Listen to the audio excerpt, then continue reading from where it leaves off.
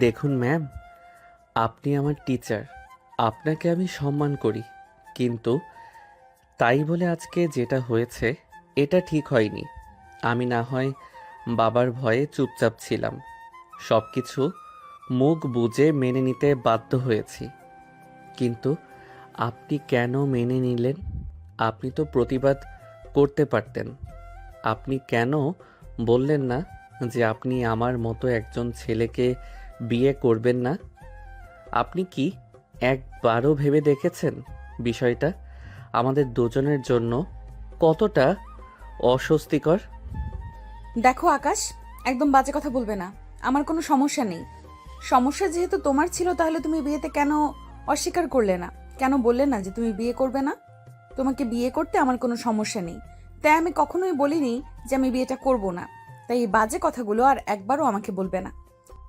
আপনি কি পাগলি হয়ে গিয়েছেন ম্যাম? আপনি নিজে কি বুঝতে পারছেন আপনি কি বলছেন? আপনি হয়তো ভুলে যাচ্ছেন আমি আপনার স্টুডেন্ট, আর আপনি আমার ভার্সিটির টিচার। আমার মতো একটা ছেলেকে বিয়ে করতে আপনার অসুবিধা নেই মানে? সমাজ কি বলবে? আপনার রেপুটেশনের কি হবে? সবাই আমাদের নিয়ে মজা করবে। একটাবারও কি ভেবে দেখেছেন আমাদের দুজনকে এই সমাজ কোন নজরে দেখবে? দেখো, আমি সমাজের ধার ধারি না।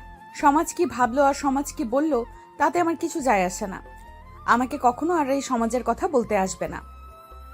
আর সমস্যা যেহেতু তোমার, সেহেতু তুমি তোমার বাবাকে গিয়ে বলো যে তুমি এই বিয়ে মানো না, তুমি আমাকে স্বীকার করছো না। ক্লিয়ার? তিথির কথা শুনে আকাশ অবাক হয়ে গেল। আকাশ ভাবতেও পারেনি তিথি তাকে এমন কিছু বলবে। আকাশ ভেবেছিল তিথি নিজেই এই বিয়েটার বিরোধিতা করবে, কারণ সে তার ভার্সিটির টিচার আর আকাশ তার স্টুডেন্ট। সেটা হয়তো তিথি মেনে নিতে পারবে না, কিন্তু আকাশকে অবাক করে দিয়ে তিথি সবটা মেনে নিচ্ছে এবং আকাশকে উল্টো ধমক দিচ্ছে বিয়েটা মেনে নেওয়ার জন্য। কিছুক্ষণ পর তিথি আবার বলতে শুরু করলো। দেখো আকাশ, তুমি যেমনটা অবাক হয়েছো, ঠিক তেমনটা আমিও অবাক হয়েছি। আমি কি তোমাকে খুব সানন্দে মেনে নিয়েছি? তাও না, কিন্তু কি করব বলো। বাবা যেহেতু অসুস্থ শরীর নিয়ে বারবার অনুরোধ করলেন, সেহেতু আমার না করার কোনো উপায় ছিল না। বাবার কথা ভেবেই আমি রাজি হয়েছি। তারপর যখন বিয়ের আসরে বর বেশে আমার নিজের স্টুডেন্টকে দেখলাম, এটা আমি কখনোই কল্পনা করিনি। কিন্তু তখন আর না করার কোনো উপায় ছিল না।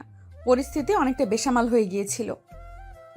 যাই হয়ে যাক ম্যাম, আমি এই সম্পর্কটা স্বাভাবিকভাবে নিতে পারছি না। আপনি আমার টিচার ছিলেন এবং সারা জীবন সম্মানীয়ই থাকবেন। তাই আমার একটা প্রস্তাব আছে। কি প্রস্তাব? দেখুন, আমরা দুজনেই পরিস্থিতির শিকার হয়ে বাধ্য হয়েছি। তাই এই ঘরের চার দেয়ালের মধ্যে আমরা আমাদের দূরত্ব বজায় রাখব। আমি আমার মতো থাকব, আপনি আপনার মতো। আমাদের স্বামী স্ত্রীর কোনো সম্পর্ক থাকবে না, কিন্তু পরিবারের সামনে এবং বাইরের মানুষের কাছে আমাদের স্বামী স্ত্রী হওয়ার অভিনয়টা করতে হবে, যাতে বাবা বা পরিবারের অন্য কেউ কষ্ট না পায়। আপনি কি রাজি? ঠিক আছে, আমিও সেটাই চাচ্ছিলাম। ঘরের ভেতর আমরা অপরিচিতদের মতোই থাকব, কিন্তু বাইরের দুনিয়ার জন্য আমরা এক সুখী দম্পতি। তবে মনে রেখো আকাশ, ভার্সিটিতে যেন আমাদের এই বিয়ের কথা কেউ না জানে। সেখানে আমি তোমার ম্যাম, আর তুমি আমার শুধুই স্টুডেন্ট। ঠিক আছে ম্যাম, আপনার সাথে আমার এই চুক্তি সই হলো। ঘরের চার দেয়ালের ভেতর আমরা আমাদের দূরত্ব বজায় রাখব, কিন্তু পরিবারের সামনে আমাদের এমনভাবে থাকতে হবে যেন আমাদের চেয়ে সুখী দম্পতি আর কেউ নেই। আমি আমার মতো থাকব, আপনি আপনার মতো। আমাদের মধ্যে স্বামী স্ত্রীর কোনো সম্পর্ক থাকবে না। আমি তোমার প্রস্তাবে রাজি আকাশ। পরিস্থিতির চাপে পড়ে আমরা যে বন্ধনে জড়িয়েছি, সেটা রাতারাতি মেনে নেওয়া আমার পক্ষে সম্ভব না। আজ রাত থেকে এই ঘরের এক পাশে তুমি থাকবে, আর অন্য পাশে আমি। আমাদের ব্যক্তিগত জীবনে কেউ কাউকে হস্তক্ষেপ করব না। কাল সকাল থেকে আমাদের কঠিন অভিনয় শুরু হবে। পরিবারের কেউ যেন বিন্দুমাত্র সন্দেহ না করে। সেই রাতে দুজনেই কারোর জন্য ভালো করে ঘুম হলো না। একদিকে শিক্ষক শিক্ষিকার সম্পর্কের দেওয়াল, অন্যদিকে সমাজ আর পরিবারের প্রত্যাশা। পরদিন ভোরে আকাশ আর তিথি নিজেদের গুছিয়ে নিয়ে ডাইনিং টেবিলে নাস্তা করতে বসলো। আকাশের বাবা এবং মা বেশ চিন্তিত ছিলেন যে নতুন দম্পতির মধ্যে কোনো দূরত্ব তৈরি হয় কিনা, কিন্তু তাদের দুজনকে হাসি মুখে একসাথে ঘর থেকে বের হতে দেখে পরিবারের সবার মুখে হাসি ফুটে উঠল। কালকে তোদের কোনো অসুবিধা হয়নি তো? আরে না মা, কিসের অসুবিধা? তোমাদের পুত্রবধূ তো দারুণ। আমরা কাল অনেক রাত পর্যন্ত গল্প করেছি। আসলে তিথিকে তো আগে ওভাবে চিনিই নি। ও মানুষ হিসেবে খুব ফ্রেন্ডলি। হ্যাঁ মা, আকাশও খুব খেয়াল রেখেছে আমার। ও আসলে বাইরে যতটা চঞ্চল, মনে মনে ততটাই দায়িত্বশীল। আপনারা একদম চিন্তা করবেন না। বাবা, আপনার শরীর খারাপ করবেন না। আমরা অনেক ভালো আছি, আমরা ঠিক আছি। আজ বিকেলে সবাই মিলে একটু বাইরে ঘুরতে বের হব। তিথির এই হ্যাপি কাপল অভিনয় দেখে আকাশ ভিতরে ভিতরে খুব অবাক হয়ে যাচ্ছিল। তার রাগী ম্যাম যে এত নিখুঁত অভিনয় করতে পারেন সেটা সে আগে কখনোই ভাবেনি। পরিবারের সবাই যখন তাদের হাসি ঠাট্টায় মেতে উঠল, তখন টেবিলের নিচে আকাশ আলতো করে তিথির পায়ে একটু খোঁচা দিল, যেন মনে করিয়ে দিতে চাইল যে অভিনয়টা দারুণ হচ্ছে। তিথিও তখন কটমট করে আকাশের দিকে তাকালো, যেন বলতে চাইল বেশি বাড়াবাড়ি করো না। বাইরে থেকে তাদের দেখে কেউ সুখী দম্পতি মনে করলো ভেতরে ভেতরে দুজনের মধ্যেই এক অদ্ভুত চাপা উত্তেজনা কাজ করছিল। সকালের নাস্তা শেষ হতেই আকাশের বাড়িতে এক এলাহি কাণ্ড শুরু হয়ে গেল।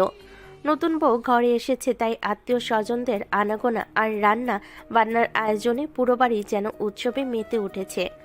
আকাশের মা আর চাচিরা মিলে ঠিক করলেন আজ দুপুরের পরই আকাশ আর তিথিকে তিথিদের বাড়িতে পাঠানো হবে। বিয়ের পর যে নিয়ম কানুন থাকে, যাকে বলে ফিরতি যাত্রা, সেটারই তোড়জোড় চলছে। বাড়িতে রান্নাবান্নার সুগন্ধে চারপাশ মোমো করছে। আকাশ নিজের ঘরে গিয়ে আয়নার সামনে দাঁড়িয়ে পাঞ্জাবির কলার ঠিক করছিল। এমন সময় তিথি ঘরে ঢুকলো। তিথির পরনে একটা লাল গাঢ় রঙের জামদানি শাড়ি, কপালে ছোট্ট একটা টিপ। তাকে দেখে আকাশ কিছুক্ষণের জন্য থমকে গেল। নিজের ভার্সিটির রাগী ম্যামকে এভাবে ঘরোয়া সাজে দেখে সে ঠিক বুঝে উঠতে পারছিল না কি বলবে। ম্যাম, আপনাকে তো দেখে চেনাই যাচ্ছে না। মানে ভার্সিটিতে তো সব সময় ফর্মাল শাড়ি আর চোখে চশমা দিয়ে একদম গম্ভীর হয়ে থাকেন।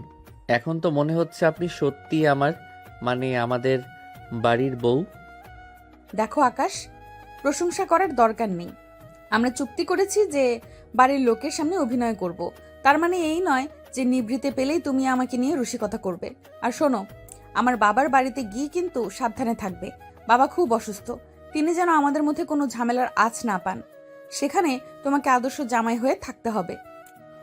আপনি একদম চিন্তা করবেন না। অভিনয়ের অস্কারটা বোধ হয় এবার আমিই পাবো। তবে আপনার বাবার সামনে আপনাকে ম্যাম বলে ফেললে কিন্তু মুশকিল হবে। তাই এখন থেকে আপনাকে নাম ধরে ডাকার প্র্যাকটিস করা উচিত নয় কি? খবরদার, নাম ধরে ডাকার সাহস করবে না। সবার সামনে না হয় তুমি তুমি করে কথা বলবে, কিন্তু নাম ধরে ডাকবে না। আমি তোমার চেয়ে বয়সেও বড় আর সম্পর্কে শিক্ষিকা, সেটা ভুলে যেও না। তাদের এই খুনসুটির মাঝেই আকাশের মা ঘরে ঢুকলেন। তিনি তিথির হাতে কিছু সোনার গহনা পরিয়ে দিলেন এবং আশীর্বাদ করলেন। পরিবারের বড়দের আশীর্বাদ নিতে নিতেই দুপুরের খাবারের ডাক পড়ল। ডাইনিং টেবিলে যেন রাজকীয় ভোজ, ইলিশ মাছ, খাসির মাংস, হরেক রকমের ভর্তা আর পোলাও। আকাশ আর তিথিকে পাশাপাশি বসিয়ে খাওয়ানো হলো। আকাশের মা জোর করে তিথির পাতে বড় মাছের টুকরো তুলে দিচ্ছিলেন আর তিথি মিলান হেসে সেটা গ্রহণ করছিল। আকাশ আর চোখে দেখছিল যে ম্যাম ক্লাসের সামান্য শব্দ হলেও চিৎকার করে ওঠেন। তিনি এখন কত শান্তভাবে শাশুড়ির আবদার সহ্য করছেন। খাওয়া দাওয়া শেষ করে তারা তিথির বাবার বাড়ির উদ্দেশ্যে রওনা হলো। গাড়িতে দুজনের মধ্যে দীর্ঘক্ষণ কোনো কথা হলো না। আকাশ জানালার বাইরে তাকিয়ে ভাবছিল, কাল যে মানুষটা তার জীবনের সবচেয়ে বড় আতঙ্কের নাম ছিল, আজ সে তার পাশে বসে আছে তার স্ত্রী হয়ে। তিতির বাড়িতে পৌঁছানোর পর সেখানেও একই অবস্থা। তিতির বাবা গেটের সামনে দাঁড়িয়েছিলেন। আকাশকে দেখে তিনি জড়িয়ে ধরলেন, তার চোখে আনন্দের জল। বাবা আকাশ, আমার মাটা খুব একগুঁয়ে আর রাগী। তুমি ওকে একটু আগলে রেখো। আমি জানি ও একটু কঠিন স্বভাবের, কিন্তু মনটা খুব পরিষ্কার। বাবা, আপনি একদম চিন্তা করবেন না। তিথি তো আমার খুব ভালো বন্ধু হয়ে গেছে। আমরা একে অপরকে খুব ভালো বুঝি, তাই না তিথি? আকাশ তিথির দিকে তাকিয়ে একটা বাঁকা হাসি দিল। তিথি মনে মনে আকাশকে চিবিয়ে খেতে চাইল, মুখের মিষ্টি হাসি ফুটিয়ে তুলল। এরপর শুরু হলো বিয়ের পরের আসল রিচুয়াল বা নিয়ম কারণ। তিথির বাড়িতে অনেক মেহমান এসেছে, তাদের সামনে আকাশকে বসিয়ে মিষ্টি খাওয়ানোর প্রতিযোগিতা শুরু হলো। তিথির কাজিনরা মিলে আকাশকে ঘিরে ধরল সালামির জন্য। আকাশও দাঁড় হাতে পকেট থেকে টাকা বের করে দিল। তিথি একপাশে দাঁড়িয়ে অবাক হয়ে দেখছিল আকাশের এই মিশুক রূপটা। ক্লাসে যে ছেলেটা পড়া না পেরে মাথা নিচু করে বসে থাকতো, সে এখন পুরো বাড়ি মাতিয়ে রেখেছে। বিকেলের দিকে তিথির মা তাদের নিয়ে বসলেন বড় এক থালা ভর্তি দুধ আলতা নিয়ে। সেখানে আংটি খোঁজার খেলা হবে। নিয়ম অনুযায়ী দুধের বাটিতে একটা আংটি রাখা হবে, যে আগে খুঁজে পাবে সে সংসারে জয়ী হবে। তিথি এসব মানতে চাচ্ছিল না, কিন্তু বড়দের চাপে তাকে বসতে হলো। আকাশের আর তিথির হাত যখন একসাথে দুধের বাটিতে ঢুকলো, তখন এক অদ্ভুত বিদ্যুৎ খেলে গেল দুজনের শরীরে। আকাশ আংটিটা পেয়েও তিথির হাতের মুঠোয় সেটা গুজে দিল। তিথি আংটিটা তুলে ধরে সবে হাততালি দিয়ে উঠল। বাহ, তিথি জিতে গেছে। তার মানে সংসার এখন থেকে তিথির কথাই চলবে।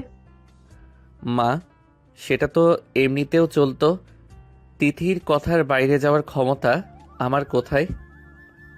আকাশের এই রসিকতায় সবে হেসে উঠল। তিথি বুঝল আকাশ তাকে ইঙ্গিত করে কথাটি বলেছে। সারাদিনের এই ধকল আর রিসোলের পর রাতে যখন তারা তিথির পুরনো ঘরে একা এলো, তখন ক্লান্তিতে দুজনের চোখ ভেঙে আসছিল। তিথি তার শাড়ি পাল্টে একটা সাধারণ সালোয়ার কামিজ পরে নিল। ঘরের পরিবেশটা ছিল একদম অন্যরকম। দেওয়াল জুড়ে তিথির ছোটবেলার ছবি, বইয়ের তাক ভর্তি ধরে ধরে সাজানো বই। আকাশ গভীর মনোযোগ দিয়ে তিথির ছোটবেলার এক একটা ছবি দেখছিল, যেখানে সে ফ্রক পরে হাতে একটা ট্রফি নিয়ে দাঁড়িয়ে আছে। আপনাকে ছোটবেলায় বেশ কিউট লাগতো ম্যাম। এই ছবিটা দেখলে কেউ বলবে না আপনি বড় হয়ে বাঘিনী হবেন। আকাশ, তুমি কি আজ থামবে না? সারাদিন অনেক নাটক করেছো, এবার চুপচাপ ঘুমানোর ব্যবস্থা করো। কাল সকালে কিন্তু আমাদের ভার্সিটিতে যেতে হবে, মনে আছে তো? মনে আছে ম্যাম। কাল থেকে আবার সেই একঘেয়ে স্টুডেন্ট টিচার লাইফ ভাবতেই কেমন লাগছে। সকালে আপনাকে ম্যাম বলে ডাকবো আর রাতে এই এক ঘরে আপনার সাথে থাকবো। জীবনটা সত্যি বিচিত্র, তাই না? তিথি কোনো উত্তর দিল না। সে বিছানার এক পাশে বালিশতে দেওয়াল তৈরি করে শুয়ে পড়ল। আকাশও অন্য পাশে জায়গা করে নিল। বাইরে তখন ঝিঝি পোকার ডাক শোনা যাচ্ছে। উৎসবের কোলাহল থেমে গেছে, কিন্তু দুজনের মনের ভেতরে নতুন এক দ্বন্দ্ব আর ভালো লাগার সুর বাজতে শুরু করেছে। এই লুকোচুরি খেলা আর কতদিন চলবে সে সময়ই বলে দেবে। সকালবেলা আকাশের বাড়িতে এক অন্যরকম ব্যস্ততা। আজ বিয়ের পর আকাশ আর তিথির ভার্সিটির প্রথম দিন। আকাশ আয়নার সামনে দাঁড়িয়ে চুল ঠিক করছে, আর তিথি তার শাড়ির কুচি ঠিক করতে করতে বারবার ঘড়ির দিকে তাকাচ্ছে। তাদের দুজনের মনে এক অদ্ভুত আতঙ্ক। ভার্সিটিতে গিয়ে তারা নিজেদের এই গোপন বিয়ের কথা কিভাবে লুকিয়ে রাখবে? ঘর থেকে বের হতেই ড্রয়িং রুমে আকাশের বাবা আর মা তাদের পথ আগলে দাঁড়ালেন। কিরে আকাশ, গাড়ি তো রেডি, তুই আর তিথিমা একসাথে বেরিয়ে যা। আকাশ, তুই তিথিকে ওর ডিপার্টমেন্টে নামিয়ে দিয়ে তারপর নিজের ক্লাসে যাবি। বাবা, আসলে আমার আজকে একটু আগে যেতে হবে। আমার বন্ধুদের সাথে একটা জরুরি অ্যাসাইনমেন্ট আছে। ম্যাম, মানে তিথি যদি একটু সিএনজি বা রিক্সায় যেত তবে ভালো হতো। আমরা আলাদা গেলে সুবিধা হয়। ওসব কোনো কথা হবে না, নতুন বিয়ে হয়েছে, এখন কেন তোর আলাদা যাবি? সমাজ কি বলবে? আর তিথিমা আমাদের বাড়ির বউ, ও কেন একা যাবে? তুই ওকে নিজের গাড়িতে নিয়ে যাবি, এটাই ফাইনাল। আকাশ আর তিথি একে অপরের দিকে অসহায়ভাবে তাকালো। তারা দুজনেই চাইছিল আলাদা যেতে, যাতে কেউ সন্দেহ না করে, কিন্তু বড়দের কাছে তাদের হার মানতে হলো। বাধ্য হয়ে আকাশ ড্রাইভ করলো আর তিথি তার পাশের সিটে বসে রইল। সারাটা পথ দুজনের মধ্যে কোনো কথা হলো না। ভার্সিটির গেটের কাছাকাছি পৌঁছাতেই তিথি বলল, আকাশ, আমাকে গেটের একটু দূরে নামিয়ে দাও, আমি একা হেঁটে ভেতরে যাব। আকাশও সেটাই চাইল, কিন্তু কপাল খারাপ। ঠিক সেই মুহূর্তেই আকাশের এক ঝাঁক বন্ধু বাইক নিয়ে তাদের গাড়ির সামনে এসে হাজির হলো। আকাশকে দেখে আকাশের বন্ধু রনি বলল, আরে আকাশ না দোস্ত, তুই আজকে গাড়ি নিয়ে আর তোর পাশের সিটে ওটা কি? আকাশের বুকটা ধক করে উঠল। রনি আর অন্য বন্ধুরা গাড়ির কাছের দিকে উগিয়ে দিচ্ছিল। তিথি চট করে তার চশমাটা চোখে দিয়ে একদম গম্ভীর টিচার মোডে চলে গেল। আকাশ কোনো মতে গাড়ির গ্লাস নামিয়ে আমতা আমতা করতে লাগলো। বন্ধুরা যখন দেখলো ভেতরে স্বয়ং তাদের ডিপার্টমেন্টের সবচেয়ে রাগী তিথি ম্যাম বসে আছেন, তখন তাদের সবার মুখ শুকিয়ে গেল। ম্যাম, আপনি এখানে? মানে আকাশের গাড়িতে? আরে শোন, আমি আসার সময় দেখলাম ম্যাম রাস্তার মোড়ে দাঁড়িয়ে আছেন। কোনো রিক্সা বা গাড়ি পাচ্ছিলেন না, রোদও অনেক ছিল, তাই ভাবলাম ম্যামকে লিফট দেই। ম্যাম তো আমাদের টিচার, তাই না? একজন টিচারকে লিফট দেওয়া তো আমাদের দায়িত্ব। হ্যাঁ, আকাশের সাথে আমার পথেই দেখা হলো। ওর গাড়িটা খালি ছিল, তাই ও আমাকে বলল লিফট দিতে। আমি অনেকক্ষণ দাঁড়িয়েছিলাম, কোনো গাড়ি পাচ্ছিলাম না, তাই বাধ্য হয়েই ওর গাড়িতে উঠলাম। আকাশ, ধন্যবাদ তোমাকে। আমি এখানেই নামছি। তিথি গাড়ি থেকে নেমে একদম সোজা হয়ে গটগট করে ডিপার্টমেন্টের ভিতরে হাঁটতে শুরু করলো। তার হাঁটার ভঙ্গিতে একবারের জন্য মনে হলো না যে সে কয়েক ঘন্টা আগে এই ছেলেটার সাথে একই বিছানায় ছিল। বন্ধুরা তখন আকাশকে ঘিরে ধরলো। রনি বলল, দোস্ত, তুই তো পুরাই হিরো হয়ে গেলি। আর আগে ম্যামকে লিফট দিয়েছিস, এখন তো তোর ইন্টারনাল মার্কস একদম কনফার্ম। আকাশ মনে মনে ভাবলো মার্কস তো পরের কথা, যান বাঁচে কিনা সেটাই বড় বিষয়। কিন্তু বিপদ সেখানেই শেষ হলো না। ক্লাসে ঢোকার পর আকাশের বন্ধুরা আবার জেরা শুরু করলো। ওদের মধ্যে একজন মেয়ে বন্ধু পিউ একটু সন্দেহী চোখে তাকিয়ে বলল, আকাশ, ম্যাম তোকে থ্যাংক ইউ বলার সময় কেমন যেন একটু মায়াবী চোখে তাকিয়েছিলেন। আর ম্যামের শাড়ির সাথে তোর পাঞ্জাবির রঙও তো মিলে গেছে। ব্যাপারটা কি বলতো? কি বলিস এসব? রং মিলে যাওয়া তো কাকতালীয়। আর ম্যামের চোখ সবসময় অমন।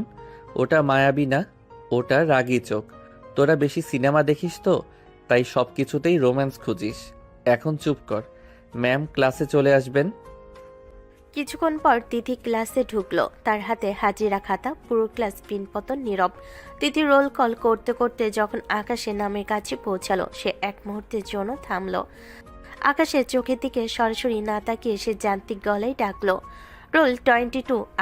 আকাশ উঠে দাঁড়িয়ে বলল, এস ম্যাম। দুজনে মনের ভেতর তখন ঘূর্ণিঝড় বইছে। তারা জানে এই লুকোচুরি খেলা আর অভিনয় কতক্ষণ টিকবে বলা মুশকিল। ক্লাসের ফাঁকে তিথি যখন বোর্ডে লিখছিল, আকাশ খেয়াল করলো তিথির হাতে সেই আংটিটা, যেটা সে গতকাল দুধ আলতার বাটি থেকে খুঁজে পেয়েছিল। আকাশ মনে মনে হাসলো যে আংটিটা সে নিজে ম্যামের হাতে পরিয়ে দিয়েছিল, সেটা আজ সবার সামনে তার টিচারের পরিচয় হয়ে জ্বলজ্বল করছে।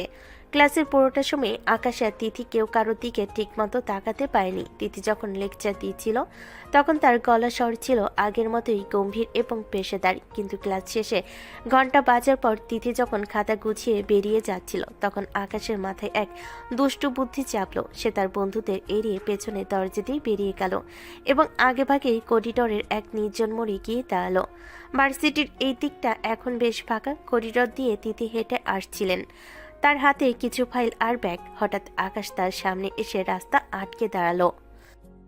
ম্যাম, একটা কথা ছিল, খুব জরুরি। আকাশ, পাগল হয়ে গেছো? এখানে এভাবে দাঁড়িয়েছো কেন? কেউ দেখে ফেললে কি হবে ভেবে দেখেছো? এটা ভার্সিটি, এখানে আমি তোমার টিচার। সরো বলছি, আমাকে ডিপার্টমেন্টে যেতে দাও। আরে ম্যাম, এত ভয় পাচ্ছেন কেন? আমি তো শুধু একটা জিনিসের প্রশংসা করতে এলাম। আপনি আংটিটা যেভাবে পরে আছেন না, তাতে আপনাকে সত্যিই খুব সুন্দর লাগছে। মনে হচ্ছে যেন কেউ খুব ভালোবেসে এটা আপনার হাতে পরিয়ে দিয়েছে। আকাশের কথা শুনে তিথি মুহূর্তে থমকে গেল। সে খানিকটা অবাক হয়ে নিজের ডান হাতের অনামিকার দিকে তাকালো। সত্যি তো, সে দুধে আলতা খেলার আংটিটা সে খুলে রাখতে একদম ভুলে গেছে। এই আংটিটা দেখলে যে কেউ বুঝে ফেলবে এটা কোনো বিশেষ অনুষ্ঠানের আংটি। তিথি আমতা করতে লাগলো আর তার ফর্সা মুখটা অপমানে বা লজ্জায় লাল হয়ে উঠল। সে আকাশের দিকে তাকিয়ে দেখলো আকাশ এক হাত পকেটে পরে খুব দুষ্টামি ভরা দৃষ্টিতে তার দিকে তাকিয়ে হাসছে। মানে আকাশ, বিষয়টা আসলে তেমন না যেমনটা তুমি ভাবছো। আমি আসলে সকালে তাড়াহুড়ো করে বের হওয়ার সময় এটা খুলতে ভুলে গিয়েছিলাম। মা জোর করে পরিয়ে দিয়েছিলেন তো, তাই তুমি ওভাবে হাসছো কেন? আমি কিভাবে হাসছি ম্যাম? আমি তো শুধু আমার অর্ধাঙ্গিনীর হাতের আংটিটা দেখছি। আচ্ছা ম্যাম, সত্যি করে বলুন তো, এই আংটিটা পরে থাকার পেছনে কি শুধু ভুলে যাওয়াটাই কারণ, নাকি যার সাথে আংটি বদল হয়েছে তার প্রতি কোনো টান কাজ করছে? একদম বাজে কথা বলবে না আকাশ। টান ফান এসব কিছুই না, এটা শুধু একটা ভুল। আর তুমি একজন স্টুডেন্ট হয়ে একজন টিচারের সাথে এইভাবে কথা বলছো কোন সাহসে? এখন এখান থেকে যাও, নয়তো আমি কোনো সিনিয়র অথরিটির কাছে কমপ্লেন করব। কমপ্লেন করবেন? কি বলে করবেন? যে আমার স্বামী আমাকে করিডোরে দাঁড়িয়ে রোমান্টিক কথা বলছে, সেটা বললে তো আপনার চাকরি আর আমার স্টুডেন্টশিপ দুইই যাবে ম্যাম। তিথি এবার সত্যি বিপাকে পড়ল। সে বুঝতে পারছে আকাশের সাথে তর্কে সে পারবে না। আকাশের চোখে আজ এক অন্যরকম জেদার দুষ্টামি। তিথি করিডোরের এদিক ওদিক তাকিয়ে দেখলো কেউ আসছে কিনা। তারপর খুব নিচু গলায় বলল, আকাশ প্লিজ এখন যাও, বাড়িতে গিয়ে যা কথা বলার বলো, এখানে আমরা রিস্ক নিতে পারি না। আকাশ তিথির অসহায় চেহারা দেখে আর বেশি জ্বালাতন করলো না। সে পাশ কাটিয়ে যাওয়ার সময় ফিস ফিস করে বলে গেল, আংটিটা কিন্তু খুলবেন না ম্যাম, ওটা আপনার আঙ্গুলে আমার অধিকার হয়ে আছে।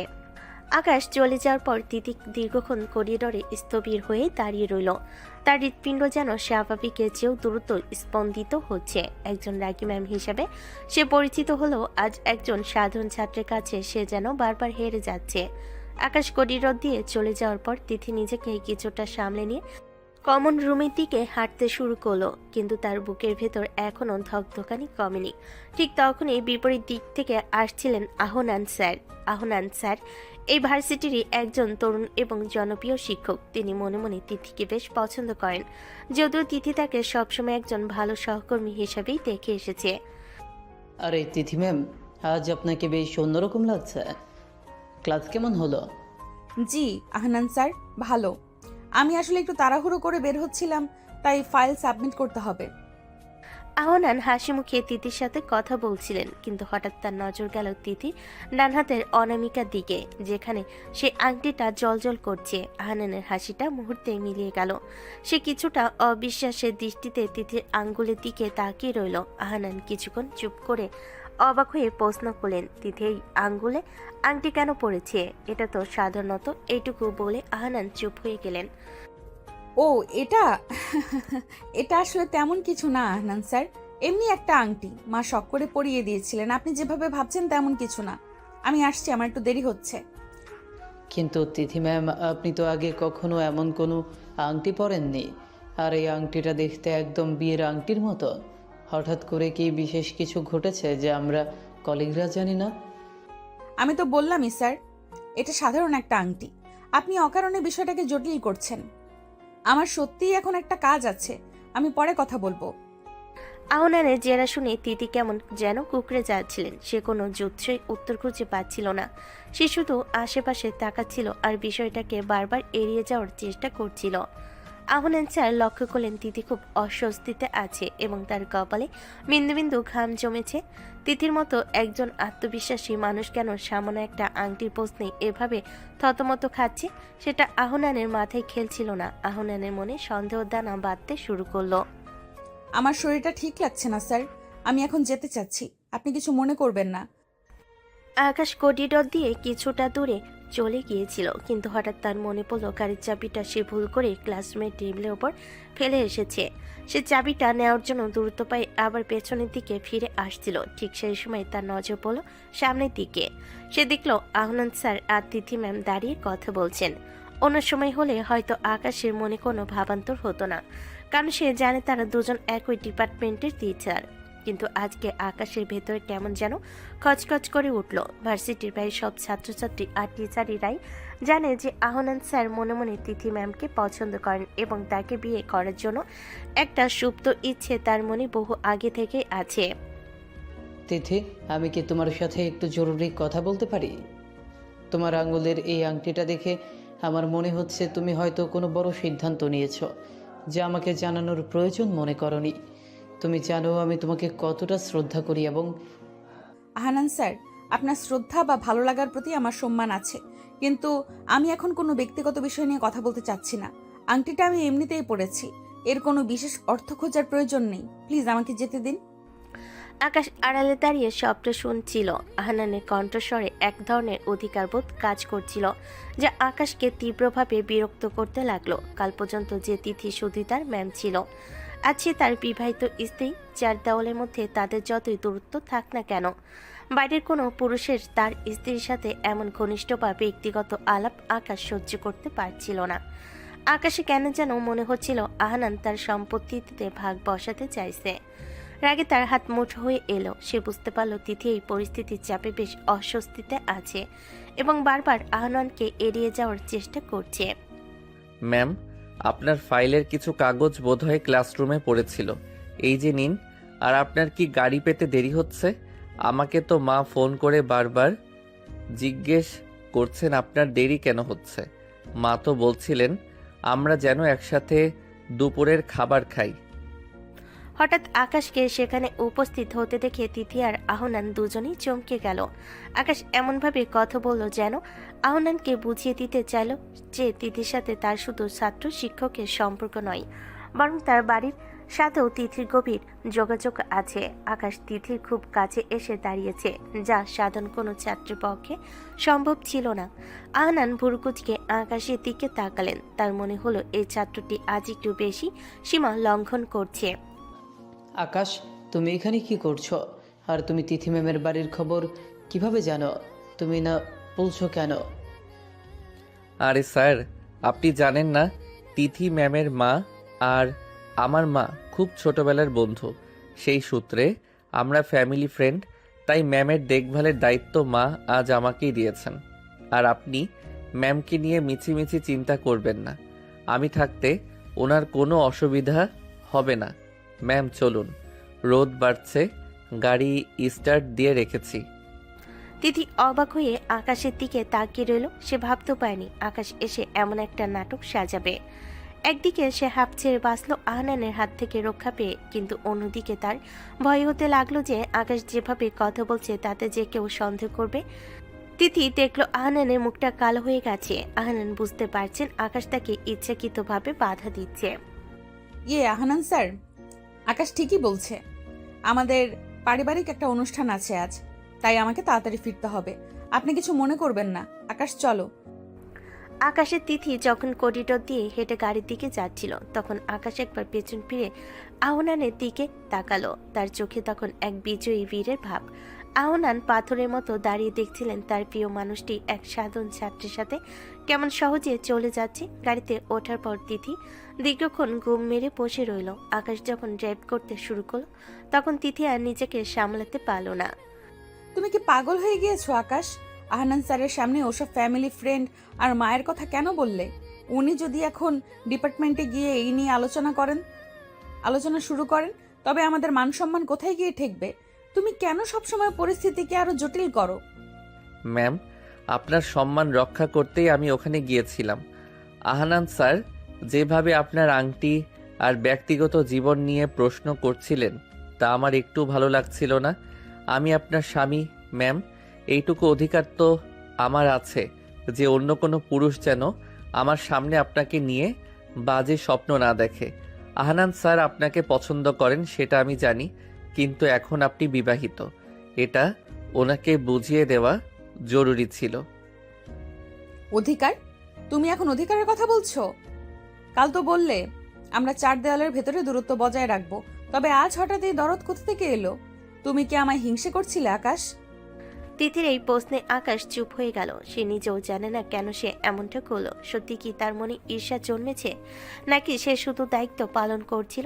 আকাশ কোনো উত্তর না দিয়ে গাড়ির গতি বাড়িয়ে দিল। তিথির আর চোখে আকাশের শক্ত হয়ে থাকা জল দেখছিল।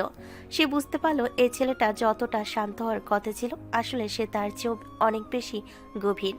ভার্সিটির করিডোর থেকে শুরু হওয়া এই টানাপোড়েন যে আরো কত দূর করবে তা ভেবে তিথির মনে একটা অজানা ভয় আর অদ্ভুত এক ভালো লাগা একই সাথে উকি দিয়ে গেল। ভার্সিটি থেকে ফেরার পথে গাড়ি জুড়ে নিস্তব্ধতা বিরাজ করছিল। আকাশ ড্রাইভ করছিল আর তিথি জানালার বাইরে তাকিয়ে অন্য কিছু ভাবছিল। করিডোরে ঘটে যাওয়া সেই ঘটনার পর আহনান স্যারকে খুব একটা স্বাভাবিক মনে হয়নি। তার চোখে মুখে যে বিস্ময় আর সন্দেহের ছাপ ছিল তা তিথিকে বেশ ভাবিয়ে তুলেছে। তবে বাড়ির গেটে ঢোকার সাথে সাথেই তারা দুজন যেন এক জাদুমন্ত্রে বদলে গেল।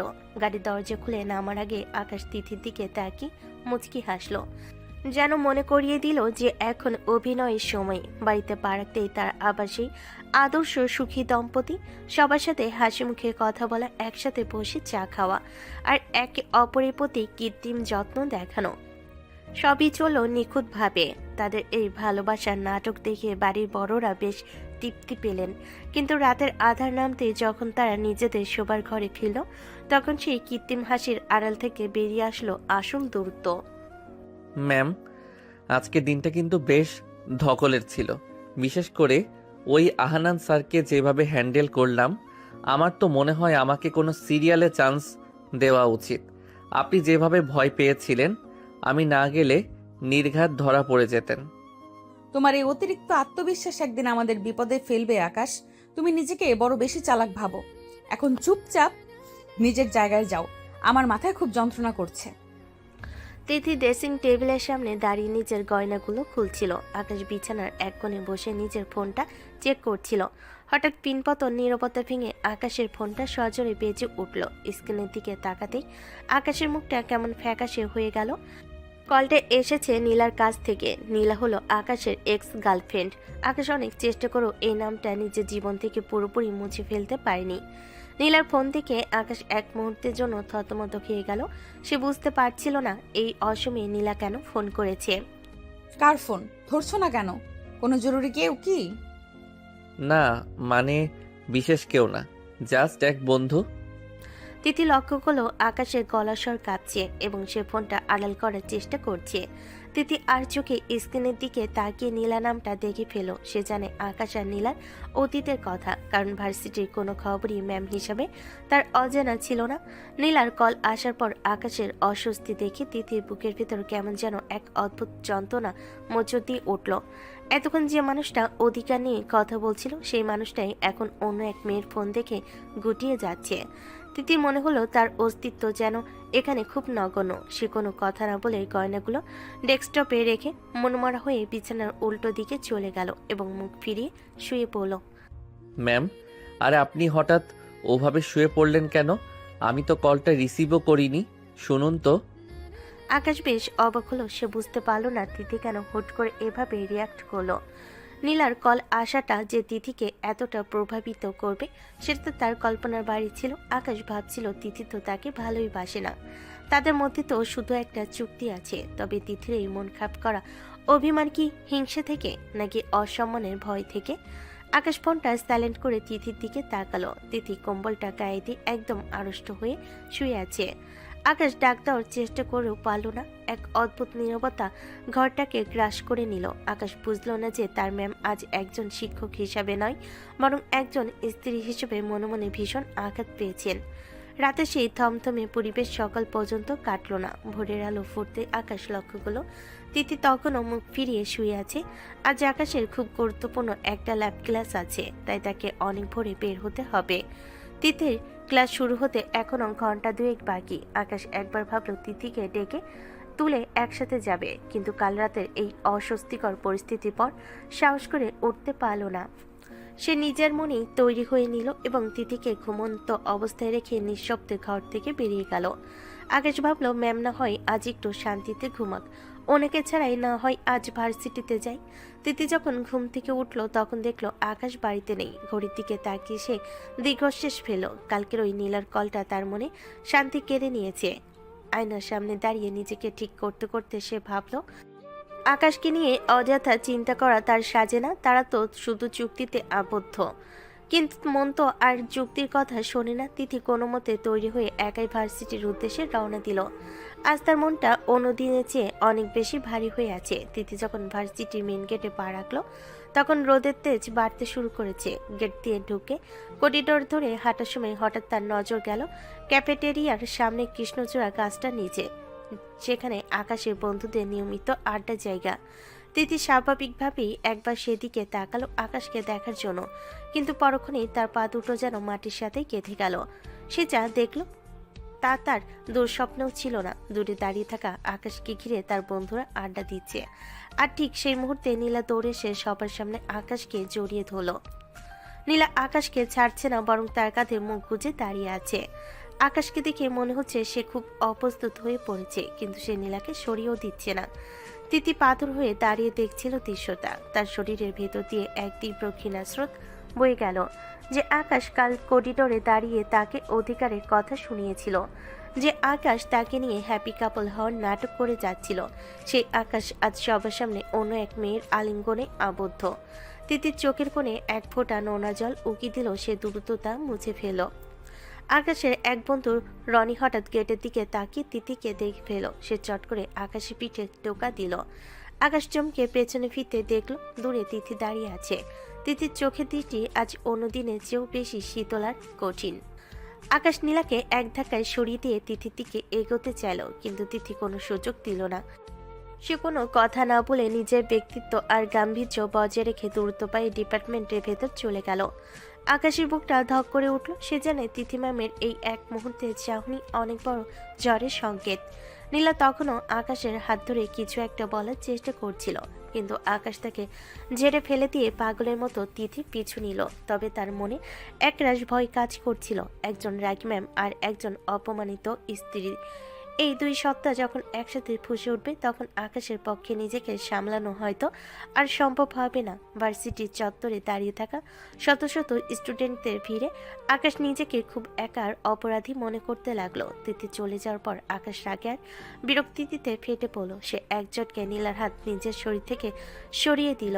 নীলা ছলো ছলো চোখে আকাশের দিকে তাকিয়েছিল, কিন্তু আকাশের চোখে এখন কোনো মায়া নেই, আছে শুধু ঘৃণা। কাল রাতের সেই ফোন কল আর আজকের এই পরিস্থিতির জন্য আকাশ নিজেকে খুব ছোট মনে করছে। নীলা, তুমি এই সাহস কোত্থেকে পাও? তুমি আমাকে ঠকিয়ে আশিকের সাথে সম্পর্কে জড়িয়েছিলে, আমাকে মাঝ পথে ফেলে চলে গিয়েছিলে। তখন তো একবারও আমার কথা ভাবোনি, তাহলে এখন কেন ফিরে এসেছো? আকাশ প্লিজ আমার কথা শোনো, আমি ভুল করেছিলাম। আমি বুঝতে পারিনি আশিক আমাকে ব্যবহার করবে। আমি এখন বুঝতে পারছি আমি শুধু তোমাকেই ভালোবাসি। আমাকে ক্ষমা করে দাও আকাশ, আমি তোমাকে ছাড়া বাঁচবো না। নীলা প্রায় সবার সামনে আকাশের হাত পা ধরে ক্ষমা চাইতে শুরু করলো, কিন্তু আকাশে মন গলে গেল না। সে দেখলো তার বন্ধুরা অবাক হয়ে তাদের দিকে তাকিয়ে আছে। আকাশ বুঝতে পারলো এই মুহূর্তে নীলাকে বোঝানো সম্ভব নয়। সে নীলাকে কোনো উত্তর না দিয়ে তাকে পুরোপুরি উপেক্ষা করে গটগট করে ক্লাসরুমের দিকে হাঁটা দিল। তার মাথায় তখন শুধু তিথির ওই বিষণ্ণ আর শীতল চোখের চাহনি ঘুরপাক খাচ্ছিল। আকাশ ক্লাসরুমে এসে তার সিটে বসল, কিন্তু তার মন পড়ে রইল তিথির কাছে। ঠিক তখনই ক্লাসের ঘন্টা পড়ল। দরজায় ছায়া পড়তে পুরো ক্লাস নিস্তব্ধ হয়ে গেল। তিথি ক্লাসে প্রবেশ করলো। আকাশ লক্ষ্য করলো অন্য দিনের তুলনায় তিথি আজ অনেক বেশি শান্ত। অন্যদিন তিথি ক্লাসে ঢুকে সবার অজান্তে একবার হলো আকাশের দিকে আর চোখে তাকাতো। একটা মুচকি হাসি বা সামান্য দুষ্টমি ভরা চাহনি বিনিময় হতো, কিন্তু আজ তিথি একবারের জন্য আকাশের দিকে তাকালো না। সে খুব স্বাভাবিক ভঙ্গিতে হাজিরা খাতা খুলল এবং যান্ত্রিক গলায় কল রোল শুরু করলো। তিথি খুব পেশাদার ভাবে ক্লাস নেওয়া শুরু করলো। কেন সবার সামনে আমাকে এভাবে অস্বস্তিতে ফেলছো? ম্যাম কি খুব বেশি কষ্ট পেয়েছেন? উনি তো একবারও আমার দিকে তাকাচ্ছেন না। এই শান্ত থাকাটা তো ঝড়ের আগে নীরবতার মতো লাগছে। অন্তত একটা ধমক দিলেও তো শান্তি পেতাম। তার লেকচার দেওয়ার ধরনে কোনো পরিবর্তন নেই, কিন্তু তার ভেতরে যে একটা পাহাড় সমান অভিমান জমেছে তা আকাশ স্পষ্ট বুঝতে পারছিল। আকাশ বারবার চেষ্টা করছিল তিথির নজর কাটতে, কিন্তু তিথি যেন আজ প্রতিজ্ঞা করেছে সে আকাশকে চেনে না। ক্লাসের অন্য ছাত্রছাত্রীরা তিথির এই শান্ত রূপ দেখে ভাবছে ম্যাম হয়তো আজ ভালো মুডে আছেন, কিন্তু একমাত্র আকাশই জানে এই শান্ত সাগরের নিচে কতটা গভীর ক্ষত লুকিয়ে আছে। তিথি বোর্ডের দিকে তাকিয়ে লিখতে লিখতে হঠাৎ থেমে গেল। তারপর ক্লাসের উদ্দেশ্যে বলল, জীবনের কিছু অধ্যায় খুব দ্রুত শেষ হয়ে যায়, ঠিক এই অঙ্কের মতো। কিছু জিনিস চাইলেও আর আগের মতো করে সাজানো যায় না, তাই যা আছে তা নিয়ে আমাদের সামনে এগিয়ে যেতে হবে। তিথির এই কথাগুলো যেন তীরের মতো আকাশের বুকে গিয়ে বিঁধল। আকাশ বুঝতে পারল তিথি শুধু অঙ্কের কথা বলছে না, সে তাদের সম্পর্কের বর্তমান পরিস্থিতির কথা বলছে। আকাশ খুব করে চাইছিল ক্লাস শেষ হওয়ার পর তিথির সাথে কথা বলতে, কিন্তু তিথি ক্লাস শেষ না করে দ্রুত রুম থেকে বেরিয়ে গেল। আকাশ সেখানে স্তব্ধ হয়ে বসে রইল। সে বুঝতে পারল নীলার আশা আর তিথির এই বদলে যাওয়া তাকে এক নতুন সংকটে ফেলে দিয়েছে। তিথি ক্লাস শেষ করে একদম স্বাভাবিক ভঙ্গিতে বেরিয়ে গেল। তার চোখে মুখে কোনো উত্তেজনার ছাপ নেই, যেন কিছুই হয়নি। আকাশ আর এক মুহূর্ত দেরি করলো না। সে তড়িঘড়ি করে ব্যাগ গুছিয়ে তিথি পিছু পিছু ক্লাস থেকে বেরিয়ে গেল। আকাশের এই তাড়াহুড়ো করে ম্যামের পেছনে যাওয়া দেখে রনি আর পিউ একে অপরের দিকে তাকালো। বেশ কিছুদিন ধরেই তারা লক্ষ্য করছে আকাশ আর তিথি ম্যামের ব্যবহার খুব রহস্যজনক। মাঝে মাঝে মনে হয় তার খুব পরিচিত, আবার কখনো মনে হয় তাদের মধ্যে কোনো চাপা যুদ্ধ চলছে। বন্ধুদের মনে সন্দেহ বীজটা আরও শক্ত হয়ে দানা বাঁধতে শুরু করলো। আকাশ করিডোর দিয়ে দ্রুত হেঁটে গিয়ে লাইব্রেরির পাশে নির্জন রাস্তায় তিথিকে ধরে ফেল। সে একরকম দৌড়ে গিয়ে তিথির সামনে দাঁড়িয়ে তার পথ আটকে দিল। তিথি থামতে বাধ্য হলো, কিন্তু তার চোখে মুখে আগে সেই বিরক্তি বা রাগ নেই। সেখানে কেবল একটা শূন্যতা। ম্যাম, কি সমস্যা আপনার? আপনি এমন ব্যবহার করছেন কেন? ক্লাসে একবারও আমার দিকে তাকালেন না, এখন কথা না বলে চলে যাচ্ছেন কেন? করছেন এমন? আমি তো স্বাভাবিকই আছি আকাশ, আমি তো কোনো খারাপ ব্যবহার করিনি। ক্লাস নিয়েছি, এখন নিজের কাজে যাচ্ছি, এতে সমস্যার কি দেখলে? আপনি ভালো করেই জানেন আমি কিসের কথা বলছি।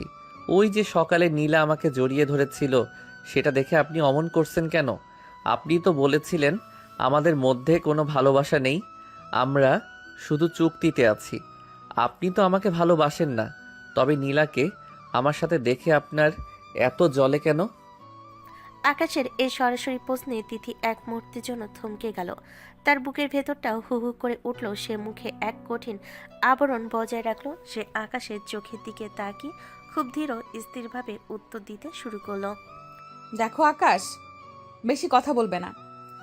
আমি মোটেও কোনো খারাপ ব্যবহার করছি না। তোমার যা ভালো লাগে তুমি তাই করো। তোমার প্রাক্তন প্রেমিকা তোমাকে জড়িয়ে ধরবে না, তুমি তাকে নিয়ে ঘুরতে যাবে, সেটা তোমার একান্ত ব্যক্তিগত বিষয়। আমাকে আমার মতো থাকতে দাও। আমার বিষয় নিয়ে অকারণে নাক গলাতে এসো না। আমি তো তোমার বিষয়ে কোনো হস্তক্ষেপ করছি না, তাহলে তুমি কেন আমার পেছনে ঘুরছো? কিন্তু ম্যাম, আপনি তো আমার স্ত্রী, আমাদের বিয়ের কথা কেউ না জানলেও। স্টপ ইট আকাশ। বিয়ের কথা চার দেওয়ালের ভেতর থাকাই ভালো। এখানে আমি তোমার টিচার আর তুমি আমার স্টুডেন্ট। আর চুক্তির কথা যদি বলো, তবে মনে রেখো চুক্তিতে সম্মান দেওয়ার কথা ছিল, অপমান করার নয়। কিন্তু এখন আর ওসব নিয়ে কথা বললে লাভ নেই। তোমার জীবনে কে আসবে আর কে যাবে তাতে আমার কিছুই যায় আসে না। সো মুভ সাইড, আমাকে যেতে দাও। আকাশ কোনো উত্তর দিতে পারল না। সে দেখলো তিথি তাকে এড়িয়ে গটগট করে চলে যাচ্ছে। তিথির এই কিছু যাই আসে না কথাটা আকাশে কানে বারবার বাজতে লাগলো। সে বুঝতে পারলো তিথি তাকে শুধু এড়িয়ে যাচ্ছে না, বরং মনে দরজায় একটা শক্ত তালা লাগিয়ে দিয়েছে। আকাশ সেখানে পাথরের মতো দাঁড়িয়ে রইল। সে চেয়েছিল তিথি রাগ করুক, চিৎকার করুক, কিন্তু এই শান্ত অবহেলা সে সহ্য করতে পারছে না। এদিকে আড়ালে দাঁড়িয়ে থাকা রনি আর পিউ তাদের এই বাদানুবাদ আংশিক দেখে ফেলল, যা তাদের সন্দেহের ঘৃতাহুতি দিল। তিথির কাছ থেকে কোনো সদুত্তর না পেয়ে আকাশ চরম বিরক্তি আর হতাশ হয়ে ক্লাসে ফিরে এলো। কিন্তু সেখানে ঢোকার সাথে সাথে তার জন্য অপেক্ষা করছিল আরও বড় বিপদ। ক্লাসের রনি, পিউ আর বাকি বন্ধুরা মিলে আকাশকে মাঝখানে রেখে ঘিরে ধরল। সবার চোখে মুখে তখন রাজ্যের কৌতূহল আর সন্দেহ। আকাশ বুঝতে পারল আজ আর সহজে পার হওয়া যাবে না। কি রে আকাশ, তোর সমস্যাটা কি বলতো? আমরা অনেকদিন ধরে খেয়াল করেছি তুই কেন জানি সবসময় তিথি ম্যামের পেছন পেছন খুরখুর করিস। আগে তো তুই ওনাকে দেখলে 100 হাত দূরে থাকতি, এখন ওনার ছায়াও ছাড়ছিস না। শুধু তাই না, ম্যামের ব্যবহারও তোর প্রতি খুব অস্বাভাবিক। আজ সকালেও করিডোরে তোদের অমন উত্তেজিত হয়ে কথা বলতে দেখলাম। আকাশ, লুকাস না, সত্যি করে বলতো, ম্যাডামের সাথে তোর কোনো ঝামেলা হয়েছে নাকি অন্য কিছু? আরে তোরা কি শুরু করলি বলতো? ম্যামের সাথে আমার একটা ইন্টারনাল মার্কস নিয়ে ঝামেলা চলছে, সেটা মেটাতেই ওনার পেছনে যাচ্ছি। তোরা সব সময় উল্টাপাল্টা চিন্তা করিস কেন? আমাকে যেতে দে তো, মাথা গরম হয়ে আছে। আকাশ কোনো মতে বন্ধুদের পাশ কাটিয়ে ক্লাসরুম থেকে বেরিয়ে হন্তদন্ত হয়ে পার্কিংয়ের দিকে যেতে লাগলো। কিন্তু সে বুঝতে পারেনি তার বেস্ট ফ্রেন্ড হৃদয় তাকে এক মুহূর্তের জন্য নজর ছাড়া করেনি। হৃদয় জানে আকাশ যখন মিথ্যা বলে তখন সে চোখের দিকে তাকিয়ে কথা বলতে পারে না। হৃদয় নিঃশব্দে আকাশের পিছু নিল এবং পার্কিং লটের এক নির্জন জায়গায় আকাশকে একা পেয়ে সামনে গিয়ে দাঁড়ালো। কি রে হৃদয়, তুই এখানেও চলে এলি? বললাম না এখন আমার মুড ভালো নেই, আমাকে একা থাকতে দে। দেখ আকাশ, সবাইকে তুই মিথ্যে বলে ভোলাতে পারবি, কিন্তু আমাকে না। আমি তোর ছোটবেলার বন্ধু, তোর চোখের ভাষা আমি পড়তে পারি। গত কয়েকদিন ধরে তুই আর তিথি ম্যাম যেভাবে চলছিস, সেটা কোনো ছাত্র আর শিক্ষিকার সম্পর্ক হতে পারে না। আমি আজ সকালে তোদের করিডোরের কথাগুলো আংশিক শুনেছি। তুই ভুল শুনেছিস হৃদয়, তুই বেশি ভাবছিস। আকাশকে মিথ্যে বলতে পারবি না, আমাকে সত্যিটা বল। ম্যাডাম কি তোকে ব্ল্যাকমেল করছে? একই তোদের মধ্যে এমন কিছু আছে যা তুই কাউকে বলতে পারছিস না? দেখ, সবাইকে মিথ্যে বলতে পারলেও আমাকে বলতে পারবি না, তাই যা ঘটেছে সত্যি সত্যি আমার কাছে বল। কথা দিচ্ছি, আমি ছাড়া আর কেউ জানবে না। হৃদয়ের এমন দৃঢ় আর মায়াভরা কথা শুনে আকাশের ভেতরের শক্ত বাতটা যেন ভেঙে গেল। সে বুঝতে পারল এই বিশাল রহস্যের বোঝা সে আর একা বইতে পারছে না। তার একজন বিশ্বস্ত মানুষের খুব প্রয়োজন, যে তাকে বিচার করবে না, বরং বুঝবে। আকাশ আশেপাশে একবার তাকিয়ে নিশ্চিত হয়ে নিল কেউ নেই তো। তারপর এক দীর্ঘশ্বাস ফেলে হৃদয়ের কাঁধে হাত রাখল। হৃদয়, আমি যা বলবো সেটা শোনার পর তুই হয়তো বিশ্বাস করতে চাইবি না, এমনকি আমার নিজেরও মাঝে মাঝে বিশ্বাস হয় না। তিথি ম্যাম শুধু আমার ভার্সিটির টিচার নন, উনি এখন আমার বিবাহিত স্ত্রী। পরিস্থিতির চাপে পড়ে আমাদের বিয়েটা করতে হয়েছে। আকাশের কথা শুনে হৃদয়ের চোখের মনে স্থির হয়ে গেল। সে যেন কানে ভুল শুনেছে এমন একটা ভঙ্গিতে আকাশের দিকে তাকিয়ে রইল। পুরো ভার্সিটির ক্রাশ সেই রাগী তিথি ম্যাম আর এই ছন্নছাড়া আকাশ বিবাহিত দম্পতি। হৃদয়ের মুখ দিয়ে কিছুক্ষণ কোনো কথা শুনল না। আকাশ তখন মাথা নিচু করে দাঁড়িয়ে নিজের ভাগ্যের অদ্ভুত পরিহাসের কথা ভাবতে লাগলো। পার্কিং লটের সে নির্জন কোণায় আকাশের কথাগুলো যেন বোমার মতো ফাটল। হৃদয় পাথরের মতো দাঁড়িয়ে রইল। তার মাথায় যেন কিছুতেই কাজ করছে না যে সে কি শুনেছে। আকাশ এক দীর্ঘশ্বাস ফেলে হৃদয়ের চোখের দিকে তাকিয়ে তাদের জীবনের সেই অদ্ভুত পরিণতির কথা বলতে শুরু করলো। হৃদয়, তুই হয়তো ভাবছিস এটা কোনো সিনেমার গল্প, কিন্তু এটাই আমার জীবনের কঠিন বাস্তব। আমার মা আর তিথি ম্যামের মা ছোটবেলার প্রাণের বান্ধবী। তাদের মধ্যে বহু আগে থেকেই ইচ্ছা ছিল যে তারা একে অপরের ছেলেমেয়ের বিয়ে দিয়ে আত্মীয় হবে। মা জানতেন তিথি আমার চেয়ে বয়সে বড় এবং আমার ভার্সিটির টিচার, কিন্তু মায়ের শখ ছিল তিথিকেই তিনি নিজের ঘরের বউ করবেন। তাই আমার কোনো মতামত না নিয়ে, এমনকি তিথিকেও কিছু না জানিয়ে, সেদিন মা জোর করে আমাকে নিয়ে তিথিদের বাড়িতে হাজির হন। তখন নীলা আমাকে ঠকিয়ে আশিকের কাছে চলে গিয়েছিল। আমি মানসিকভাবে খুব ভেঙে পড়েছিলাম। জীবনের উপর কোনো মায়া ছিল না বলেই মায়ের কথাই না বুঝে রাজি হয়ে গিয়েছিলাম। কিন্তু বিয়ের পিঁড়িতে বসার পর কপালে চন্দন আর মাথায় ওড়না দেওয়া বউয়ের জায়গায় যখন নিজের ভার্সিটির সবচেয়ে রাগী টিচারকে দেখলাম, আমার পায়ের তলা থেকে মাটি সরে গিয়েছিল। আমি না করতে চেয়েছিলাম, কিন্তু বাবা মায়ের মুখের দিকে তাকিয়ে আর পরিস্থিতির চাপে শব্দটা মুখ দিয়ে বের করতে পারিনি। কিন্তু আকাশ, তুই না হয় আবেগে রাজি হয়েছিস, ম্যাডাম কেন রাজি হলেন? উনি তো যথেষ্ট বুদ্ধিমতী এবং স্বাবলম্বী। উনি কেন তোর মতো একটা স্টুডেন্টকে বিয়ে করতে রাজি হলেন? সেখানেই তো ট্র্যাজেডি। তিথি ম্যামের মায়েরও একই শখ ছিল, বান্ধবীর ছেলের সাথেই মেয়ের বিয়ে দেবেন। যখন আমার মা জোর করে বিয়ের প্রস্তাব নিয়ে গেলেন, ওনার মা না করতে পারেননি। তবে ম্যাডামকে আগে থেকে জানানো হয়নি যে পাত্র তার চেয়ে বয়সে ছোট বা তার নিজেরই ছাত্র। ম্যাডাম ভেবেছিলেন হয়তো স্বাভাবিক কোনো সম্বন্ধ, কিন্তু বিয়ের আসরে যখন আত্মীয় স্বজনদের সামনে আমাকে দেখলেন, তখন ওনার পৃথিবীটাও থমকে গিয়েছিল। ওনার বাবা অনেক দিন ধরে অসুস্থ, ডাক্তার টেনশন করতে নিষেধ করেছেন। সেই মুহূর্তে যদি উনি বিয়েটা ভেঙে দিতেন, তবে সমাজে ওনার বাবার মান সম্মান ধুলোয় মিশে যেত, আর অসুস্থ বাবা হয়তো সে আঘাত সইতে পারতেন না। মূলত বাবার জীবন বাঁচাতে আর পরিস্থিতির চাপে পড়েই উনি এই অসম্মানজনক বিয়েটা মেনে নিতে বাধ্য হয়েছেন। আকাশের পুরো কথা শুনে হৃদয় পুরো অবাক হয়ে গেল। সে কি রিয়াকশন দেবে তা যেন সে ভুলে গেছে। তার চোখের সামনে ভেসে উঠল ক্লাসে সেই গম্ভীর তিথি ম্যামের ছবি, যিনি লোহা দিয়ে গড়া বলে মনে হতো, কিন্তু সেই মানুষটার পেছনে যে এমন একটা অসাহিত্যের গল্প থাকতে পারে তার হৃদয়ের কল্পনার বাইরে ছিল। হৃদয় কয়েক মিনিট স্তব্ধ হয়ে আকাশের দিকে তাকিয়ে রইল। তার মনে হলো আকাশ আর তিথি দুজনেই আসলে একটা বড় ষড়যন্ত্র বা পরিস্থিতির শিকার। দোস্ত, আমি আসলেই ভাষা হারিয়ে ফেলেছি। আমি ভাবতেও পারিনি তোদের দুজনের মধ্যে এত বড় একটা রহস্য লুকিয়ে আছে, অথচ তোরা ভার্সিটিতে একে অপরের সাথে এমন ব্যবহার করিস যেন তোদের মধ্যে কোনো সম্পর্কই নেই। বিশেষ করে ম্যাডাম, উনি কিভাবে এত বড় সত্যিটা বুকের ভেতর চেপে রেখে ক্লাস নেন? এটাই তো সমস্যা হৃদয়, এই রহস্যের বোঝা বইতে বইতে আমরা ক্লান্ত। এখন আবার নীলার এই ফিরে আসা সবকিছু আরও ওলট পালট করে দিচ্ছে। ম্যাম হয়তো ভাবছেন আমি এখনও নীলাকেই ভালোবাসি, তাই উনি আমার উপর বিরক্ত, কিন্তু আমি ওনাকে কিভাবে বোঝাবো যে আমি এখন এক গভীর চক্রে আটকে গেছি। হৃদয় আকাশের কাঁধে হাত রাখলো। তার চোখে এখন সহমর্মিতা। সে বুঝতে পারল আকাশ যে পরিস্থিতির মধ্য দিয়ে যাচ্ছে সেখানে সান্ত্বনা দেওয়ার মতো কোনো শব্দ নেই।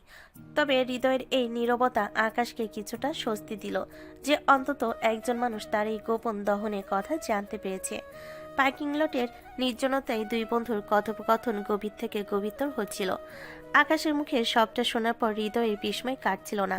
তবে সে আকাশের চোখে এক অদ্ভুত অস্থিরতা লক্ষ্য করল, যা আগে কখনো দেখেনি।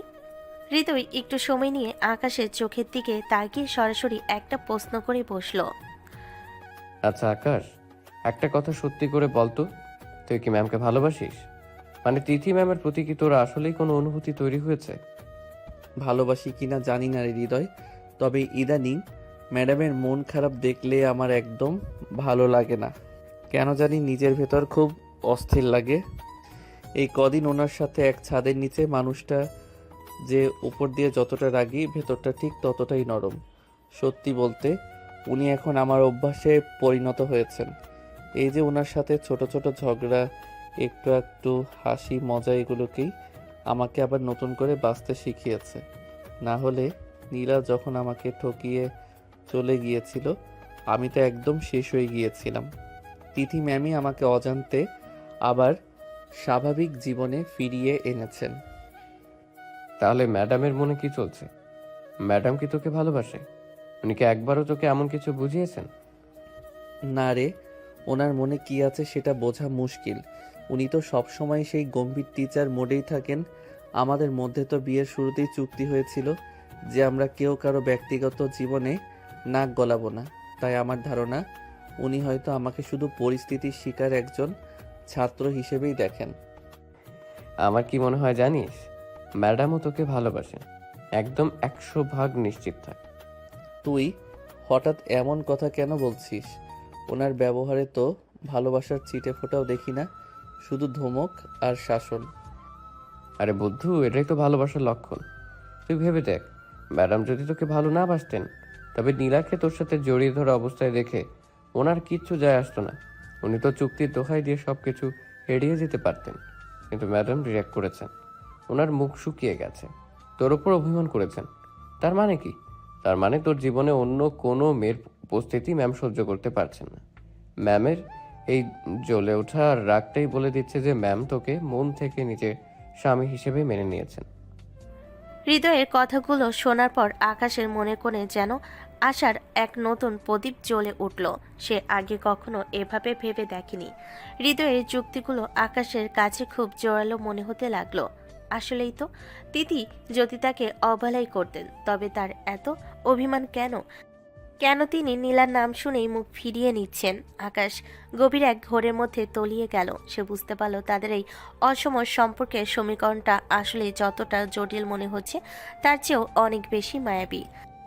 এখন শোন, ম্যাডামকে এভাবে কষ্ট দিয়ে লাভ নেই। যা করার তো নীলা করেছে, তোর তো দোষ নেই। তুই বাড়িতে গিয়ে ওনার সাথে কথা বল। ওনার অভিমান ভাঙানোর দায়িত্ব কিন্তু তোরই। ঠিক বলেছিস হৃদয়, আজ বাড়িতে গিয়ে ওনার সাথে সবটা পরিষ্কার করব। এই ভুল বোঝাবুঝি আর বাড়তে দেওয়া ঠিক হবে না। আকাশ আর হৃদয় যখন আড্ডা শেষ করে বেরোলো তখন আকাশের মনে এক নতুন সংকল্প। সে জানে তিথির মতো ব্যক্তিত্ব সম্পূর্ণ মানুষের মন জয় করা সহজ নয়, কিন্তু হৃদয় দেওয়া সাহস তাকে এক নতুন শক্তি দিল।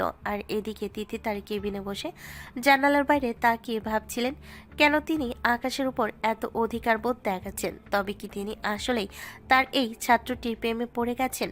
হৃদয়ের সাথে কথা বলার পর আকাশের মনে এক নতুন উদ্দীপনা কাজ করছিল। সে ঠিক করলো এখনই তিথির কেবিনে গিয়ে সবটা পরিষ্কার করবে এবং নিজের মনে কথাগুলো তাকে বুঝিয়ে বলবে। করিডোর দিয়ে হাঁটার সময় আকাশের মনে এক অন্যরকম রোমাঞ্চ কাজ করছিল। তিনি তিথির কেবিনে দরজার কাছাকাছি পৌঁছাতেই ভেতর থেকে ভেসে আসা কিছু কথা শুনে আকাশের পা যেন মাটিতে গেঁথে গেল। দরজার পাল্লাটা সামান্য ফাঁক হয়েছিল, সেখান দিয়ে সে দেখল ভেতরে আহনান স্যার আর তিথি ম্যাম দাঁড়িয়ে আছেন। তিথি, আমি আর কতকাল এইভাবে অপেক্ষা করব? তোমাকে তো আমি আগে থেকেই পছন্দ করি, আর এখন মনে হচ্ছে দেরি করাটাও ঠিক হবে না। আমি তোমাকে মন থেকে ভালোবাসি তিথি। আমি চাই তোমাকে নিজের জীবন সঙ্গিনী হিসেবে পেতে। আহনান স্যার প্লিজ, আপনি কি ভুলে যাচ্ছেন আমরা এখন কোথায় দাঁড়িয়ে আছি? আপনি এসব কি বলছেন? আমি এখন কোনো ব্যক্তিগত আলাপ করতে চাচ্ছি না। না তিথি, আমি আজ সিরিয়াস। আমি ঠিক করেছি আজকালের মধ্যেই আমার বাড়িতে কথা বলবো এবং তোমার বাড়িতে বিয়ের প্রস্তাব পাঠাবো। আমার মনে হয় আমাদের দুজনের ফ্যামিলি এই বিয়েতে খুব খুশি হবে। তুমি কেন বারবার আমাকে এড়িয়ে চলছো?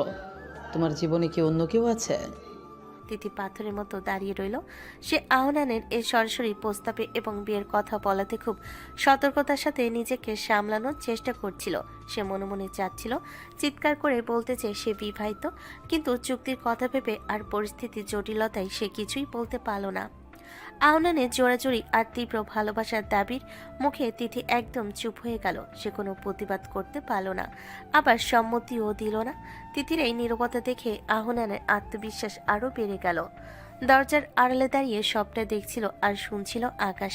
তিথিকে ওভাবে চুপ করে থাকতে দেখে আকাশের রাগে শরীর কাঁপতে শুরু করলো।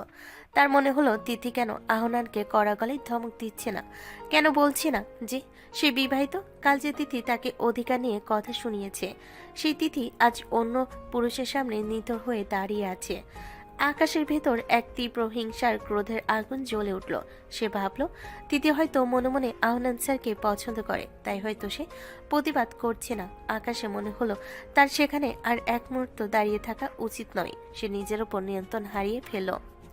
আহনানের প্রতি তার ঘৃণা আর তিথির প্রতি একরাশ অভিমান নিয়ে সে সেখান থেকে দূরত্ব পায়ে বেরিয়ে এলো। তার মনে এক বিষাক্ত যন্ত্রণা শুরু হলো। তবে কি সে ভুল মানুষের জন্য মায়া বাড়িয়ে ফেলেছে?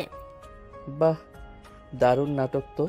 আমি ওদিকে ভাবছি উনি আমাকে ভালোবাসেন, আর এদিকে উনি অন্য কারো প্রস্তাব চুপচাপ শুনে নিচ্ছেন। এই তো আপনার চরিত্র ম্যাম। আপনি শুধু আমাকে শাসন করতেই জানেন, কিন্তু নিজের বেলায় আপনি খুব শান্ত। আকাশ করিডোর দিয়ে প্রায় দৌড়ে পার্কিং লটে চলে এলো এবং নিজের বাইকটা স্টার্ট দিল। তার চোখের সামনে বারবার তিথি সেই নিশ্চুপ মুখটা ভেসে আসছিল। সে জানে না কেন তিথি প্রতিবাদ করেনি, কিন্তু এই নীরবতাই আকাশের মনে সন্দেহের এক বিশাল দেওয়াল তৈরি করে দিল। আকাশ আর এক মুহূর্ত সেখানে থাকলো না। তীব্র গতিতে বাইক চালিয়ে সে ভার্সিটির গেট পার হয়ে গেল। সে জানে না সে কোথায় যাচ্ছে, কিন্তু তার মনে হচ্ছে এই মায়ার জগৎ থেকে সে যত দূরে চলে যাবে ততই মঙ্গল। তিথি কেবিনে আহনান স্যার যখন বিয়ের প্রস্তাব দিচ্ছিলেন তখন দরজার আড়ালে দাঁড়িয়ে আকাশ সবটাই শুনেছিল।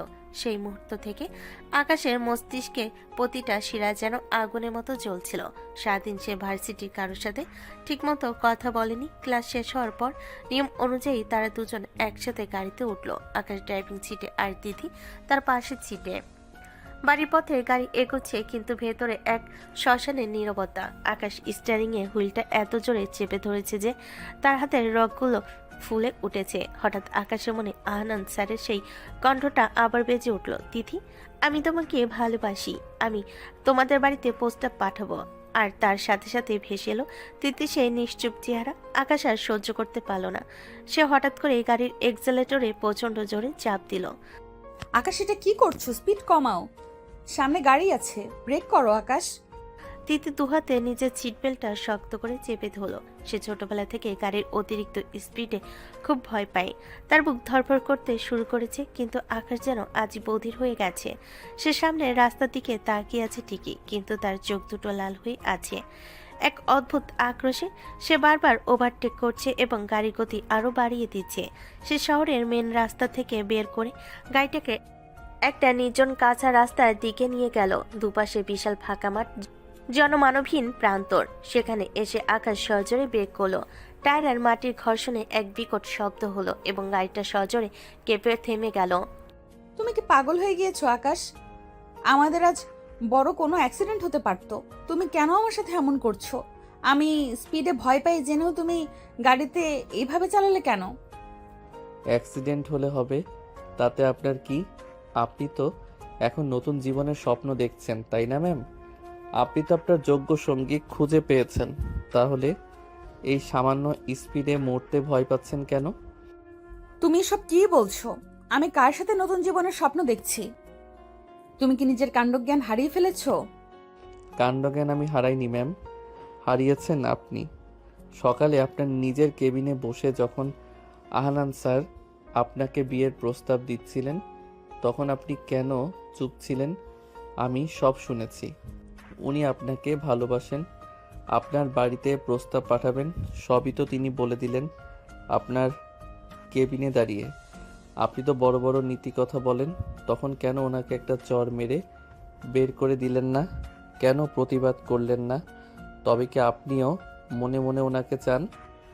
তুমি তুমি আমার কেবিনে গিয়েছিলে? তুমি আড়ি পেতে আমাদের কথা শুনেছো? হ্যাঁ, গিয়েছিলাম। আপনার অভিমান ভাঙাতে গিয়েছিলাম, কিন্তু গিয়ে যা দেখলাম তাতে আমার নিজের মান সম্মানই ধুলোয় মিশে গেছে। কাল রাতে আমি নীলার ফোন রিসিভ করিনি বলে আপনি সারা রাত আমার সাথে কথা বলেননি। আজ সকালে নীলা আমাকে জোর করে জড়িয়ে ধরেছে বলে আপনি আমাকে অপরাধী বানিয়ে দিলেন। কিন্তু এখন আপনার বেলায় কি হলো? আপনি কেন নিজের কেবিনে আহানান স্যারকে মুখের উপর না বলতে পারলেন না? মুখ সামলে কথা বলো আকাশ। তুমি জানো না পরিস্থিতির চাপে পড়লে মানুষ কতটা অসহায় হয়ে যায়? আমি সেখানে কিছুই বলতে পারিনি, কারণ আমি আমাদের চুক্তির কথা ভাবছিলাম। আমি যদি আহানান স্যারকে আমার কেবিনে দাঁড়িয়ে বলে দিতাম আমি বিবাহিত, তবে কালই সারা ভার্সিটি আমাদের এই বিয়ের কথা জেনে যেত। তখন কি হতো? তোমার ক্যারিয়ারের কি হতো? আমার সম্মানের কি হতো? ক্যারিয়ার আর সম্মানের দোহাই দেবেন না ম্যাম। আপনার যদি ওনাকে ফিরিয়ে দেওয়ার ইচ্ছা থাকতো তবে আপনি অন্যভাবেও প্রতিবাদ করতে পারতেন, কিন্তু আপনি চুপ থেকে ওনাকে সুযোগ দিয়েছেন। আসলে কি জানেন, আমি আপনার কাছে শুধুই একটা ছোট ছেলে, একজন অপদার্থ ছাত্র, আর আহানান স্যার আপনার সমমর্যাদার। তাই হয়তো ওনার প্রস্তাব আপনার কাছে অনেক বেশি দামি মনে হয়েছে। তুমি এতটাই নীচ আকাশ? তুমি আমাকে এই চোখে দেখো? আমি তোমার জন্য নিজের ইগো, নিজের ইচ্ছা সবকিছু বিসর্জন দিয়ে এই বিয়েতে রাজি হয়েছি। তুমি নীলাকে দেখে আজও যেভাবে দুর্বল হয়ে পড়ো সেটা আমি সহ্য করতে পারছি না বলেই আজ অভিমান করেছিলাম, অথচ তুমি আমাকে চরিত্রহীন বানাতে চাইছো। তিতির চোখের জল দেখে আকাশের ভেতরে রাগটা যেন মুহূর্তে জল হয়ে গেল। সে দেখলো তিথি ভয় আর অপমানে কাঁপছে। আকাশ বুঝতে পারলো সে রাগের মাথায় তিথিকে অনেক বড় অপবাদ দিয়ে ফেলেছে। তার মনে হলো সে শুধু হিংসা থেকেই এই কাজগুলো করেছে। তিথির কান্না যেন আকাশের হৃদয়ে তপ্ত সীসার মতো বিচ্ছে। আকাশ ধীর পায়ে গাড়ি থেকে নেমে ও পাশে গিয়ে তিথির দিকে দরজাটা খুলল। তার মনে হলো যে মানুষটাকে সে নিজের আশ্রয়ে আগলে রাখার কথা ছিল, তাকে সে আজ সবচেয়ে বেশি কষ্ট দিয়ে ফেলেছে। নির্জন মাঠের মাঝখানে গাড়িটা দাঁড়িয়ে আছে, চারিদিকে ধুলোবালির মিলান আলো। গাড়ির ভেতরে তিথির কান্নার শব্দ আর বাইরের স্তব্ধতা মিলে এক করুণ পরিবেশ তৈরি হয়েছে। আকাশ গাড়ির উপরে গিয়ে দরজা খুলে দেখলো তিথি স্টিয়ারিং এ মাথা রেখে ফুপিয়ে কাঁদছে। আকাশের ভেতরের সব রাগ মুহূর্তেই অনুশোচনায় বদলে গেল। সে তিথির পাশে এসে হাঁটু গেড়ে বসলো। তিথির কান্নার শব্দ আকাশের বুকের ভেতর হাতুড়ির মতো বিচ্ছিল। সে বুঝতে পারল হিংসা আর সন্দেহের বশে ভর্তি হয়ে সে তার প্রিয় মানুষটিকে কতটা অপমান করে ফেলেছে। ম্যাম প্লিজ শান্ত হন, আমি ভুল করেছি, আমি জঘন্য কথা বলেছি, আমার আসলে মাথা ঠিক ছিল না। আনান স্যারকে আপনার ওইভাবে কাছে আসতে দেখে আমি পাগল হয়ে গিয়েছিলাম। তুমি আমাকে বিশ্বাস করোনি আকাশ? তুমি আমাকে ওই নীলার সাথে তুলনা করলে। যে মেয়েটা তোমাকে মাঝপথে ছেড়ে চলে গিয়েছিল, তার জন্য তুমি আজ আমাকে এত বড় অপবাদ দিলে। না ম্যাম, আপনি ভুল বুঝছেন। নীলা আমার অতীত, ও আমার জীবনের একটা অভিশপ্ত অধ্যায়। ও আমাকে ঠকিয়ে চলে গেছে, ও আমার বিশ্বাস ভেঙেছে। যে মেয়ে আমাকে একবার ঠকিয়ে অন্যের হাত ধরে চলে যেতে পারে, তাকে আমি এই জীবনে আর কখনো জায়গা দেব না। নীলার জন্য আমার মনে এখন ঘৃণা ছাড়া আর কিচ্ছু নেই। কিন্তু আপনাকে আমি নিজের জীবন থেকে আর হারাতে পারবো না। আমি একবার হারানোর বেদনা সইতে পেরেছি, কিন্তু আপনাকে হারালে আমি মরেই যাব। আকাশের কণ্ঠস্বর শেষ দিকে এসে রুদ্ধ হয়ে গেল। তার দু চোখ বেয়ে অবিরল ধারায় অশ্রু ঝরতে লাগলো। তিথি অবাক হয়ে কান্নারত আকাশের দিকে তাকালো। যে ছেলেটা সবসময় চঞ্চল আর দুষ্টামি করে বেড়ায়, তাকে এভাবে শিশুর মতো ভেঙে পড়তে দেখে তিথির খুব খারাপ লাগলো। আকাশের কান্না দেখে তিথি নিজের সব রাগ যেন মুহূর্তেই উবে গেল। আকাশ তখন আর নিজেকে সামলাতে পারল না। সে কান্নায় ভেঙে পড়ে তিথির কোলের পর মাথা রেখে বাচ্চাদের মতো ফুপিয়ে কেঁদে উঠল এবং তিথিকে শক্ত করে জড়িয়ে ধরল। ম্যাম প্লিজ আমাকে ছেড়ে যাবেন না। আমি জানি আমি ছোট, আমি ম্যাচিওর, কিন্তু আমি আপনাকে ছাড়া থাকতে পারবো না। আমি সহ্য করতে পারছিলাম না যে আহানান স্যার আপনাকে নিয়ে স্বপ্ন দেখছে। আমি আপনাকে ভালোবাসি ম্যাম, আমি সত্যি আপনাকে অনেক ভালোবাসি। আকাশ যখন হঠাৎ করে তিথিকে জড়িয়ে ধরল, তখন তিথি শরীরের সব শক্তি দিয়ে শক্ত হয়ে গেল। তার মস্তিষ্ক বলছিল এটা ভুল, সে তো আকাশের টিচার, কিন্তু তার মন বলছিল এই ছেলেটিকে এখন এক চরম অসহায়ত্বে ভুগছে। আকাশের গরম চোখের জল যখন তিথির শাড়ির উপর দিয়ে তার ত্বকে গিয়ে লাগলো, তখন তিথি সব বাধা যেন ধুয়ে মুছে গেল। সে দেখলো আকাশ শুধু কান্না করছে আর বারবার ক্ষমা চাইছে। তিথি কোনো কথা বলতে পারলো না। তার হাত দুটো প্রথমে জড়সড় থাকলেও ধীরে ধীরে সে আকাশী পিঠে হাত রাখলো এবং তাকে আলতো করে সান্ত্বনা দিতে শুরু করলো। শান্ত হও আকাশ, কেঁদো না। আমি তো কোথাও যাচ্ছি না, আমি তো তোমার কাছেই আছি। আহানান স্যার যাই বলুক, আমি তো তোমার স্ত্রী।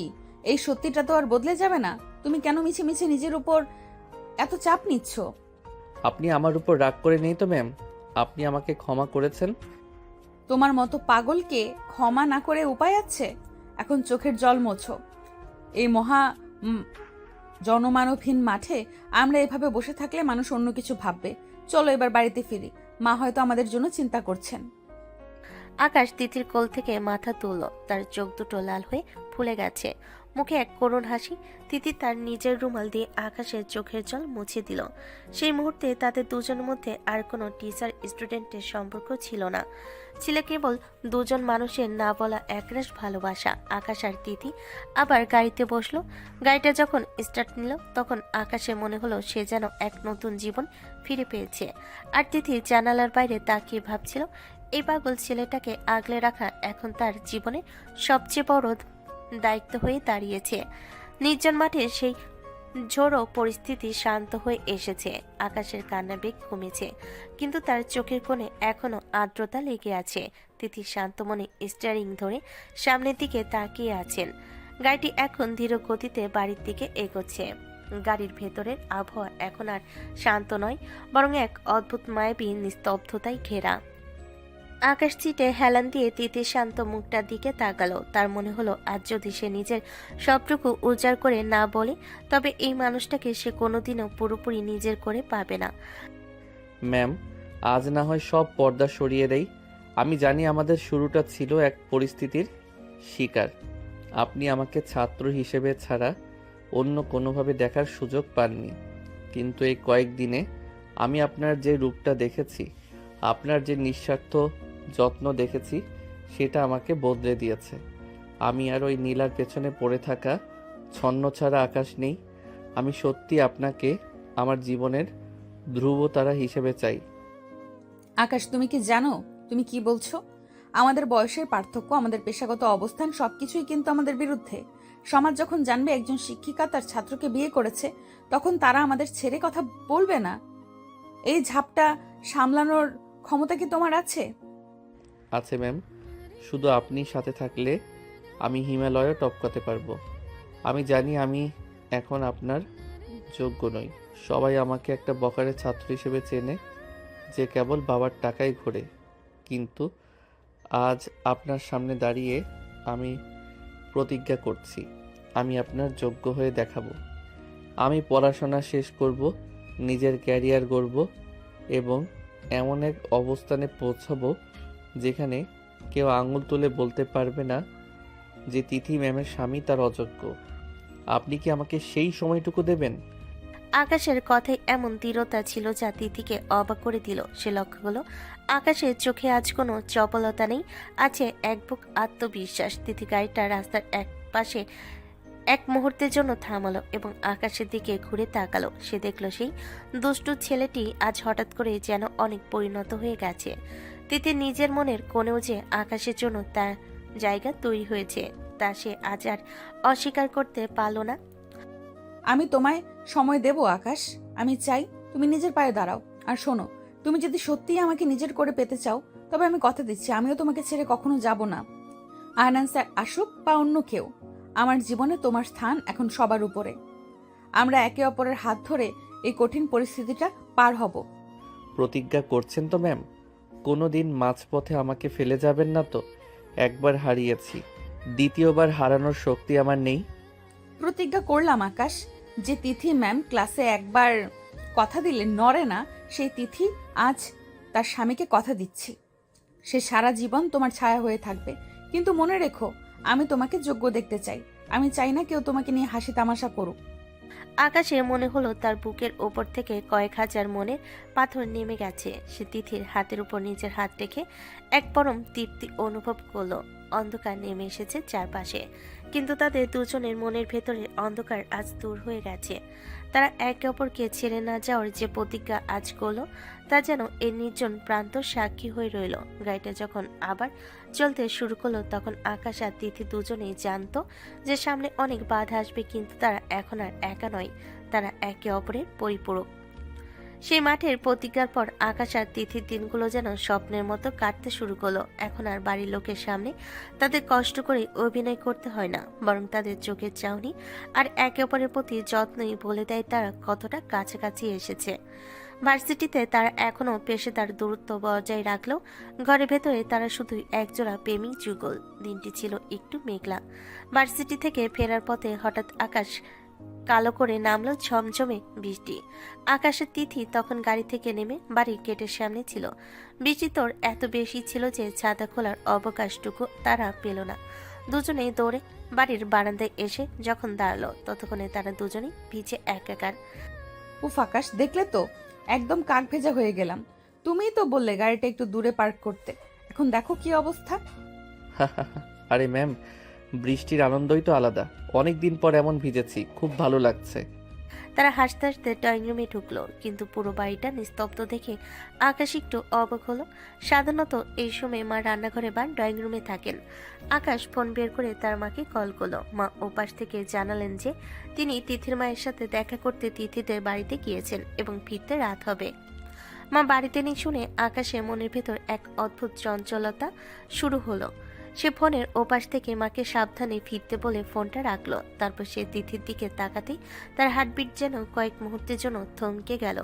তিথি সেদিন একটা হালকা ল্যাভেন্ডার রঙের নেটের পাতলা শাড়ি পরেছিল। বৃষ্টির পানিতে ভিজে শাড়িটা একদম তার শরীরে লেপ্টে আছে। ভেজা চুল থেকে টপ টপ করে জল পড়ছে তার কাঁধের উপর। বৃষ্টির ছোঁয়ায় তিথির ফর্সা মুখটা যেন আরো সতেজ আর মোহনীয় হয়ে উঠেছে। পাতলা নেটের শাড়ির আড়ালে তাকে এতটাই আবেদনময়ী লাগছিল যে আকাশের চোখে যেন ঘোর লেগে গেল। সে অপলক দৃষ্টিতে তিথির দিকে তাকিয়ে রইল। আকাশের সেই গভীর আর নেশাতুর দৃষ্টি দেখে তিথি প্রথমে একটু থতমত খেয়ে গেল। তার বুকের ভেতরটা এক অজানা আশঙ্কায় আর আবেশে ধক করে উঠল। আকাশ, এভাবে কি দেখছো? যাও বাথরুমে গিয়ে ফ্রেশ হয়ে নাও, নয়তো ঠান্ডা লেগে যাবে। আমি আমার ঘরে যাচ্ছি কাপড় পাল্টাতে। তিথি লজ্জিত আর অপ্রস্তুত হয়ে দ্রুত পায়ে নিজের ঘরের দিকে চলে যেতে চাইল, কিন্তু আকাশ আজ অন্য মেজাজে। সে এক মুহূর্তের মধ্যে তিথির হাত ধরে ফেলল এবং তাকে নিজের দিকে টেনে নিল। তিথি অপ্রস্তুত হয়ে আকাশের বুকের ওপর এসে আছড়ে পড়ল। আকাশ তিথির কোমর জড়িয়ে ধরে তাকে একদম কাছে টেনে নিল। তিথি শুনতে পাচ্ছিল আকাশের হৃৎপিণ্ডে দ্রুত স্পন্দন। আজ কোথাও যাওয়া হবে না ম্যাম, বৃষ্টি আপনাকে আরো সুন্দর করে দিয়েছে। আমি জানতাম না যে আমার রাগী ম্যাম এতটাও মায়াবী হতে পারেন। আকাশ ছাড়ো, কেউ চলে আসবে। আর এভাবে তাকিও না, আমার ভয় লাগছে। তুমি অনেক পাল্টে গেছো আকাশ। ভয় পাবেন না তিথি, এই নেশা শুধু আপনার জন্য। আজ বাড়িতে কেউ নেই, আর বাইরের এই বৃষ্টি সবই যেন আমাদের কথা বলছে। আমি আজ আপনাকে এক মুহূর্তের জন্যেও চোখের আড়াল হতে দেব না। বাইরে বৃষ্টির শব্দ জানালার কাচ ভেদ করে ঘরের ভেতর এক অদ্ভুত ছন্দ তৈরি করছে। বিল্ডিং এর বারান্দায় বৃষ্টির ছাট এসে লাগছে, কিন্তু ঘরের ভেতরটা এখন অনেক বেশি তপ্ত। ড্রয়িং রুমের আবছা আলোয় ভিজে একাকার হয়ে দাঁড়িয়ে আছে আকাশ আর তিথি। আকাশের হাতের বাঁধন তিথির কোমরে আরো শক্ত হলো। তিথি দুহাতে আকাশের বুক ঠেলে নিজেকে ছাড়িয়ে নেওয়ার এক দুর্বল চেষ্টা করলো। তার শরীরের প্রতিটি কোষ যেন আকাশের সান্নিধ্য চাইছিল। বৃষ্টির হিমশীতল স্পর্শে তিথি কাঁপছিল কি না তা বলা মুশকিল, তবে আকাশের এই অতর্কিত ঘনিষ্ঠতায় তার নিঃশ্বাস দ্রুত হয়ে এসেছিল। আকাশ ছাড়ো, কাপড় না পাল্টালে জ্বর আসবে তোমার। তুমি বড্ড অবাধ্য হয়ে যাচ্ছ। এই অবাধ্যতা তো আপনারই শেখানো ম্যাম। আপনি তো বলেছিলেন আমি আপনার যোগ্য নই। আজ আপনার এই নেশালো চোখের দিকে তাকিয়ে আমার মনে হচ্ছে আপনাকে জয় করার যোগ্যতা আমার ভেতরে উপচে পড়ছে। এই বৃষ্টি, এই নির্জন বাড়ি সবই তো আমাদের জন্য। আকাশ তার মুখ তিথির ভেজা ঘাড়ের একদম কাছে নিয়ে এলো। তিথির সারা শরীরে এক বিদ্যুৎ খেলে গেল। সে চোখ বুজে ফেল। পাতলা নেতের শাড়িটা ভিজে গিয়ে তিথির শরীরের সাথে মিশে একাকার হয়ে আছে, যা আকাশের ভেতরে সুপ্ত আবেগগুলোকে আজ লাগাম ছাড়া করে দিয়েছে। আকাশ তিথির চিবুক ধরে মুখটা নিজের দিকে উঁচু করলো। তিথির পাপড়ি ভেজা চোখের পাতাগুলো থরথর করে কাঁপছে। ম্যাম, আজ কি একবারের জন্যও আমাকে আপনার ছাত্র মনে হচ্ছে, নাকি সেই মানুষটা মনে হচ্ছে যাকে আপনি সারা জীবন আগলে রাখার প্রতিজ্ঞা করেছেন? আমি জানি না আকাশ, আমার সব বিচার বুদ্ধি গুলিয়ে যাচ্ছে। তোমার এই দৃষ্টির সামনে আমি বড্ড অসহায়। তুমি এভাবে তাকালে আমি নিজেকে সামলাতে পারি না। আকাশ এবার আরো কাছে এলো। তাদের দুজনের ঠোঁটে দূরত্ব তখন মাত্র কয়েক মিলিমিটার। আকাশ তিথি ঠোঁটের খুব কাছে ফিসফিস করে বলল, আপনাকে সামলাতে হবে না তিথি, আজ শুধু নিজেকে আমার কাছে সঁপে দিন। এরপর আকাশ তিথিকে বাজকোলা করে কোলে তুলে নিল। তিথি লজ্জায় আকাশের গলায় দুহাত দিয়ে জড়িয়ে ধরে তার বুকে মুখ লুকালো। আকাশ ধীর পায়ে তিথিকে নিয়ে তাদের শোবার ঘরের দিকে এগিয়ে গেল। রুমে ঢোকার পর আকাশ তিথিকে বিছানায় নামিয়ে দিল। জানালার কাছে বৃষ্টির ড্রাম বাজছে অনবরত। আকাশ তিথির ভেজা চুলে জট ছাড়তে ছাড়তে তার কপালে এক দীর্ঘ চুম্বন এঁকে দিল। তিথি তখন আবেশে চোখ বন্ধ করে আছে। আকাশের হাতের স্পর্শে তিথির ভেজা কাঁধ থেকে নেমে হাতের আঙ্গুলে গিয়ে থামলো। আকাশ তিথি সেই আংটি পরা হাতটা নিজের ঠোঁটের কাছে নিয়ে এলো। এই আংটিটা দেখে আহনান স্যার হিংসেই জ্বলছিল, তাই না? কিন্তু তিনি জানেন না এই হাতটা ধরার অধিকার শুধু আমার। এই মানুষটা শুধু আমার। আমি শুধু তোমারই আকাশ। জীবনের সবটুকু ঝড় পার করে আমি তোমার কাছেই ফিরবো। আজ থেকে আমি আর তোমার টিচার নই। আজ থেকে আমি শুধু তোমার তিথি। তিথির এই স্বীকারোক্তি আকাশের ভেতরের সবটুকু বাদ ভেঙে দিল। সে তিথির আরো কাছে ঝুঁকে এলো। তাদের চারপাশের পৃথিবী যেন থেমে গেছে। শুধু রয়ে গেছে বৃষ্টির অঝোর ধারা আর দুজনের হৃৎপিণ্ডের দ্রুত স্পন্দন। তিথি আকাশের শার্টের কলারটা খামচে ধরল। যখন আকাশের অধরে উষ্ণতা আরো গলার কাছে এসে থামল, এক অদ্ভুত মাদকতা ঘরটাকে গ্রাস করে নিল। ঘরের ভেতর এখন মম করছে এক মায়াবী সুবাস। বাইরের মুষলধারে বৃষ্টির শব্দ যেন এই কক্ষের নীরবতাকে আরো গাঢ় করে তুলেছে। বিছানায় শায়িত তিথির দিকে তাকিয়ে আকাশের মনে হলো তার সারা জীবনের সব প্রাপ্তি আজ এই এক মুহূর্তের সামনে মিলান। ল্যাভেন্ডার রঙের সেই ভেজা শাড়িটা তখনও তিথির শরীরে লেগে আছে, যা থেকে বৃষ্টির সতেজ জ্ঞান আসছে। আকাশ তার হাত বাড়িয়ে তিথি ভেজা চুলে আঙ্গুল চালাতে লাগলো। তিথি লজ্জায় কুকড়ে যাচ্ছিল। তার চোখের পাতাগুলো ভয়ে আর আবেশে কাঁপছে। তিথি, আপনার কি খুব ভয় লাগছে? আপনি তো ক্লাসে অনেক সাহসী, আজ কেন আপনার হাত পা এভাবে বরফের মতো ঠান্ডা হয়ে যাচ্ছে? আকাশ, তুমি জানো না, আমি কখনো ভাবিনি আমার গম্ভীর জীবনটাতে কেউ এভাবে তুফান নিয়ে আসবে। তোমার এই অধিকার খাটানো চাহনি আমাকে আজ একদম বদলে দিয়েছে। আমি নিজের ভেতরেই নিজেকে খুঁজে পাচ্ছি না। আকাশ কোনো উত্তর দিল না।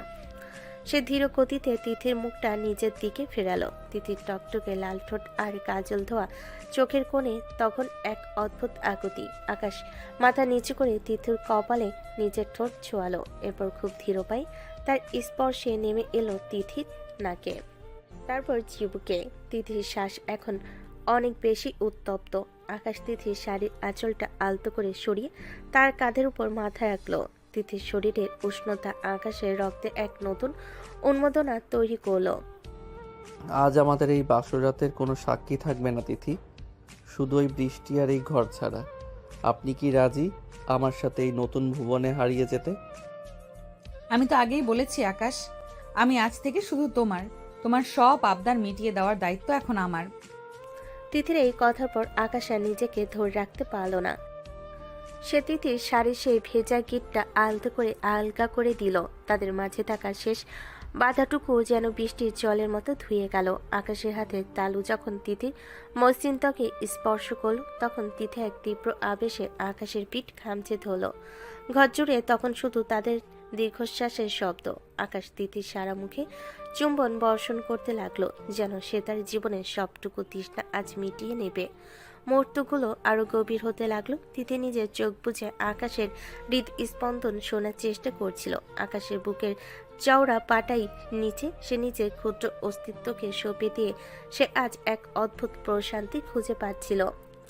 আকাশের ঠোঁটের উষ্ণতা যখন তিথির ওষ্ঠাধরে গিয়ে স্থির হলো, তখন পুরো পৃথিবীটা যেন থমকে গেল। এক দীর্ঘ গভীর আর আবেগমাখা চুম্বনে তারা একে অপরের মধ্যে বিলীন হয়ে গেল। বাসরাতের সেই পবিত্র আর মোহনীয় আবেশে আকাশ আর তিথি একে অপরের দেহের আর মনের সবটুকু ভালোবাসা নিংড়ে দিচ্ছিল। বৃষ্টির শব্দ তখন এক অন্যরকম বাজনার মতো বাজছিল তাদের চারপাশে, যা তাদের এই মিলনকে এক পরম সার্থকতা দান করলো। ভোরের নরম আলো জানালার পর্দা ভেদ করে ঘরে আসতেই আকাশের ঘুম ভেঙে গেল। সে দেখল তিথি তখনও গভীর ঘুমে আচ্ছন্ন। তার শান্ত মুখে ভোরের আলো এক অদ্ভুত মায়া ছড়িয়েছে। আকাশ আলতো করে তিথি চুলে হাত বুলিয়ে দিতে তিথি চোখ মেলল। আকাশকে এত কাছে দেখে কাল রাতের সব স্মৃতি তিথির মনে পড়ে গেল, আর সাথে সাথে সে লজ্জায় লাল হয়ে বালিশে মুখ লুকালো। আকাশ এক দুষ্টামি ভরা হাসি দিয়ে তিথির দিকে এগিয়ে গেল। ম্যাম, আজ এত লজ্জা পাচ্ছেন কেন? কাল রাতে তো বেশ সাহস দেখাচ্ছিলেন। এই যে দেখুন, আপনার ঘাড়ের কাছে এই দাগটা কিন্তু আপনার অবাধ্যতার সাক্ষী দিচ্ছে। আকাশ আয়নাটা তিথির সামনে ধরল। নিজের শরীরের কাল রাতের ঘনিষ্ঠতার কিছু চিহ্ন বা দাগ দেখে তিথি যেন লজ্জায় জমে গেল। সে দ্রুত কাঁথা দিয়ে নিজেকে ঢেকে ফেলার চেষ্টা করলো। আকাশের এই সরাসরি খুনসুটি আর লজ্জা দেওয়াটা তিথির কাছে একদমই নতুন। সে বুঝতে পারছিল না কিভাবে এই পরিস্থিতি সামাল দেবে। আকাশ, ছি, তুমি বড্ড বেশি অসভ্য হয়ে যাচ্ছ। যাও এখন এখান থেকে, আমাকে ফ্রেশ হতে দাও। তোমার দিকে তাকাতেও আমার লজ্জা লাগছে। লজ্জায় তো আপনাকে আরও বেশি সুন্দর লাগে তিথি, কিন্তু আজ তো ভার্সিটি যেতে হবে। সেখানে গিয়ে আবার সেই গম্ভীর ম্যাম সেজে থাকবেন না তো? নাকি আমার এই দেওয়া দাগগুলো মেকআপ দিয়ে লুকিয়ে রাখবেন? তিথি কোনো উত্তর না দিয়ে প্রায় দৌড়ে বাথরুমে ঢুকে গেল। তার হৃৎপিণ্ড তখনও দ্রুত তালে নাচছিল। আকাশ বাইরে দাঁড়িয়ে হাসতে লাগলো। সে জানে তিথি এখন তাকে এড়িয়ে চলতে চাইল। মনে মনে সে এই খুনসুটি উপভোগ করছে। কিছুক্ষণ পর তারা এক হয়ে ভার্সিটির উদ্দেশ্যে রওনা দিল। কিন্তু ভার্সিটির গেটে ঢুকতেই তাদের সেই রোমান্টিকতা মেজাজটা গাম্ভীর্যে বদলে গেল। করিডোর দিয়ে হাঁটার সময় আকাশ আর তিথির মধ্যে এক গোপন রসায়ন কাজ করছিল। তারা চেষ্টা করছিল স্বাভাবিক থাকতে, কিন্তু তাদের চোখের চাহনি বারবার একে অপরকে খুঁজে নিচ্ছিল। দূর থেকে আহনান এই দৃশ্যটা লক্ষ্য করছিল। আকাশ আর তিথির মধ্যে এই ঘনিষ্ঠতা, তাদের একে অপরের প্রতি এমন নরম ব্যবহার আহনানের মনে এক তীব্র ঈর্ষার জন্ম নিল। সে দেখল তিথি বারবার আকাশের দিকে তাকিয়ে মুচকি হাসছে, যা আগে কখনো সে দেখেনি। আহনানের মেজাজ বিগড়ে গেল। তিথি ক্লাস শেষ হওয়ার পর সে যখন নিজের কেবিনে ফিরে এলো, আহনান আগে থেকে সেখানে তার জন্য অপেক্ষা করছিল। আহনানের মুখ আজ অন্যদিনের চেয়ে অনেক বেশি কঠোর। তিথি, আমি আজ কোনো বাহানা শুনবো না। আমি অনেক ধৈর্য ধরেছি। আমি ঠিক করেছি আজ আমি তোমার বাড়িতে আমার পরিবারের পক্ষ থেকে বিয়ের প্রস্তাব পাঠাবো। তোমার ওই নীরবতা আমি আর সহ্য করতে পারছি না। আহনান স্যার, প্লিজ থামুন। আমি আপনাকে আগেই বুঝিয়ে বলার চেষ্টা করেছি, কিন্তু আপনি বুঝতে চাইছেন না। এখন আর প্রস্তাব পাঠিয়ে কোনো লাভ নেই, কারণ আমার বিয়ে হয়ে গেছে। আহনান যেন আকাশ থেকে পড়ল। সে অবিশ্বাসের দৃষ্টিতে তিথির দিকে তাকিয়ে রইল। তার মনে হলো সে কোনো দুঃস্বপ্ন দেখছে। সে তো জানতো তিথি সিঙ্গেল, তবে হঠাৎ বিয়ের কথা আসছে কোথা থেকে? বিয়ে হয়ে গেছে মানে? কবে হলো? আর কাকে বিয়ে করেছো তুমি? কে সেই ব্যক্তি? আমাকে লুকিয়ে তুমি এত বড় কাজ করলে? আমি কাউকে লুকাইনি স্যার, পরিস্থিতির চাপে আমাকে এই সিদ্ধান্ত নিতে হয়েছে। আর যাকে আমি বিয়ে করেছি সেই ভার্সিটির ছাত্র, আকাশ। আকাশ নামটা শোনার পর আহনানের পায়ের তলা থেকে যেন মাটি সরে গেল। তার বিস্ময় এবার ঘৃণায় বদলে গেল। সে রাগে আর বিরক্তিতে ফেটে পড়ল। তিথির মতো একজন সিনিয়র টিচার তার নিজেরই একজন ছাত্রকে বিয়ে করবে, এটা সে কল্পনাও করতে পারছে না। কি বললে? তুমি আকাশকে বিয়ে করেছো? ওই ছোকরাকে যে তোমার চেয়ে বয়সে ছোট, যে তোমার স্টুডেন্ট? ছি তিথি, তোমার রুচি এতটা নিচে নেমে গেল? তুমি শেষে একজন ছাত্রের গলায় মালা দিলে? তুমি কি জানো এটা জানাজানি হলে তোমার ক্যারিয়ারের কি হবে? মানুষ তোমাকে নিয়ে কি হাসাহাসি করবে? আহনানের এই কটূক্তি তিথির কানে তপ্ত সীসার মতো বিঁধল, কিন্তু সে এবার আর চুপ করে থাকলো না। সে বুঝতে পারল আহনানকে তার সীমা বুঝিয়ে দেওয়া সময় চলে এসেছে। তবে আহনানের এই তীব্র বিরোধিতা তাদের জীবনে কোনো নতুন বিপদ ডেকে আনবে কিনা তা নিয়ে তিথির মনে এক অজানা শঙ্কা দানা বাঁধতে শুরু করলো। আহনানের সেই তীব্র কটূক্তি আর অপমানে তিথি দমে গেল না। সে আহনানের চোখের দিকে তাকিয়ে খুব শান্ত অথচ দৃঢ় গলায় বলল, ভালোবাসা কোনো বয়স বা পদমর্যাদা দেখে আসে না হানান স্যার। আকাশ আমার ছাত্র হতে পারে, কিন্তু সে আমার বিপদে ঢাল হয়ে দাঁড়িয়েছিল। আর ক্যারিয়ার গড়া যায়, কিন্তু এক জীবনের ভালোবাসা হারিয়ে গেলে তা আর ফেরে না। আপনি যদি এটা প্রচার করতে চান তবে করতে পারেন। আমি আমার স্বামীকে নিয়ে গর্বিত। ঠিক তখনই কেবিনে দরজা খুলে ভেতরে ঢুকলো আকাশ। সে বাইরে দাঁড়িয়ে সবটা শুনেছিল। আকাশ আহনানের সামনে এসে খুব বিনয়ের সাথে দাঁড়ালো, কিন্তু তার চোখে ছিল এক অন্যরকম তেজ। সে তিথির হাতটা সবার সামনে শক্ত করে ধরল। আহনান স্যার, আপনি ঠিকই বলেছেন যে আমি এখন ওনার অযোগ্য, কিন্তু আমি আপনাকে কথা দিচ্ছি খুব শীঘ্রই আমি এই ভার্সিটির টপার হয়ে বের হব এবং নিজের ক্যারিয়ার দিয়ে প্রমাণ করব যে তিথি ম্যামের পছন্দ ভুল ছিল না। আর যে সমাজ বিপদের দিনে পাশে থাকে না, তাদের কথায় আমাদের কিছু যায় আসে না। আকাশের এমন আত্মবিশ্বাস আর তিথির প্রতি তার অগাধ ভালোবাসা দেখে আহনান স্তব্ধ হয়ে গেলেন। তিনি বুঝতে পারলেন এই দুজনের বন্ধন যেন সাধারণ মোহ নয়, বরং এটা অনেক গভীর। আহনান আর কোনো কথা না বাড়িয়ে মাথা নিচু করে কেবিন থেকে বেরিয়ে গেলেন। তিনি বুঝেছিলেন জোর করে কাউকে পাওয়া যায় না, ভালোবাসা অর্জন করতে হয়। মাস ছয়েক পরে কথা, ভার্সিটির সমাবর্তন অনুষ্ঠান। পুরো হল জুড়ে ছাত্রছাত্রীদের ভিড়। আজ আকাশ তার কথা রেখেছে। সে গোল্ড মেডেল নিয়ে তার ব্যাচের টপার হয়েছে। স্টেজে যখন তাকে মেডেল দেওয়া হচ্ছিল, তখন নিচে বসে থাকা তিথির চোখের কোণে ছিল আনন্দের অশ্রু। আকাশের এই সাফল্যের পেছনে যে মানুষটির শাসন আর ভালোবাসা ছিল, তিনি আর কেউ নন, তার স্ত্রী তিথি। আকাশ স্টেজ থেকে নেমে মেডেলটা সোজা এসে তিথির গলায় পরিয়ে দিল। পুরো হল তখন হাততালিতে ফেটে পড়ল। ভার্সিটির বাকি টিচার এবং ছাত্রছাত্রীরাও এখন তাদের এই পবিত্র সম্পর্কটাকে সহজভাবে মেনে নিয়েছে। হৃদয়ের মতো বন্ধুরা তো খুশিতে আত্মহারা। নীলাকে অনেক আগেই নিজের ভুলের জন্য ভার্সিটি ছেড়ে চলে গিয়েছে, আর আকাশ এখন সেই পুরনো ক্ষত থেকে পুরোপুরি মুক্ত। কি ম্যাম, বলেছিলাম না আপনার যোগ্য হয়ে দেখাবো? এখন তো আমি আর সেই বখাটে স্টুডেন্ট নই। তুমি বখাটে থাকো আর টপার হও, তুমি সব সময় আমার সেই জেদি আর পাগল আকাশই থাকবে। আমি সত্যিই খুব ভাগ্যবতী যে সেদিন মায়ের জেদের কাছে হার মেনেছিলাম। বিকেলে দুজনে সে নির্জন ফাঁকা মাঠটাতে এসে বসল, যেখানে তাদের সব ভুল বোঝাবুঝির অবসান হয়েছিল। এখন আর আকাশে কালো মেঘ নেই, বরং গোধূলি সোনালির আলোয় প্রকৃতি সেজেছে। আকাশ তিথির কাঁধে মাথা রাখলো, আর তিথি আকাশের হাতটা শক্ত করে ধরে রইল। যে মানুষটি সবসময় তার শুধুই রাগী ম্যাম ছিল, আজ সে তার জীবনের অবিচ্ছেদ্য অংশ। এক অসম বয়সের অসম যাত্রা আজ এক সার্থক পূর্ণতায় এসে মিলেছে। তাদের এই রূপকথার মতো গল্পটা শিখিয়ে দিল, বিশ্বাস আর চেষ্টা থাকলে পৃথিবীর সব বাধাই তুচ্ছ। আকাশ আর তিথি একে অপরের চোখের দিকে তাকিয়ে হাসলো। এই হাসি বলে দিচ্ছে আগামী দিনগুলোতে তাদের এই পথ চলা হবে আরো সুন্দর, আরো মধুময়।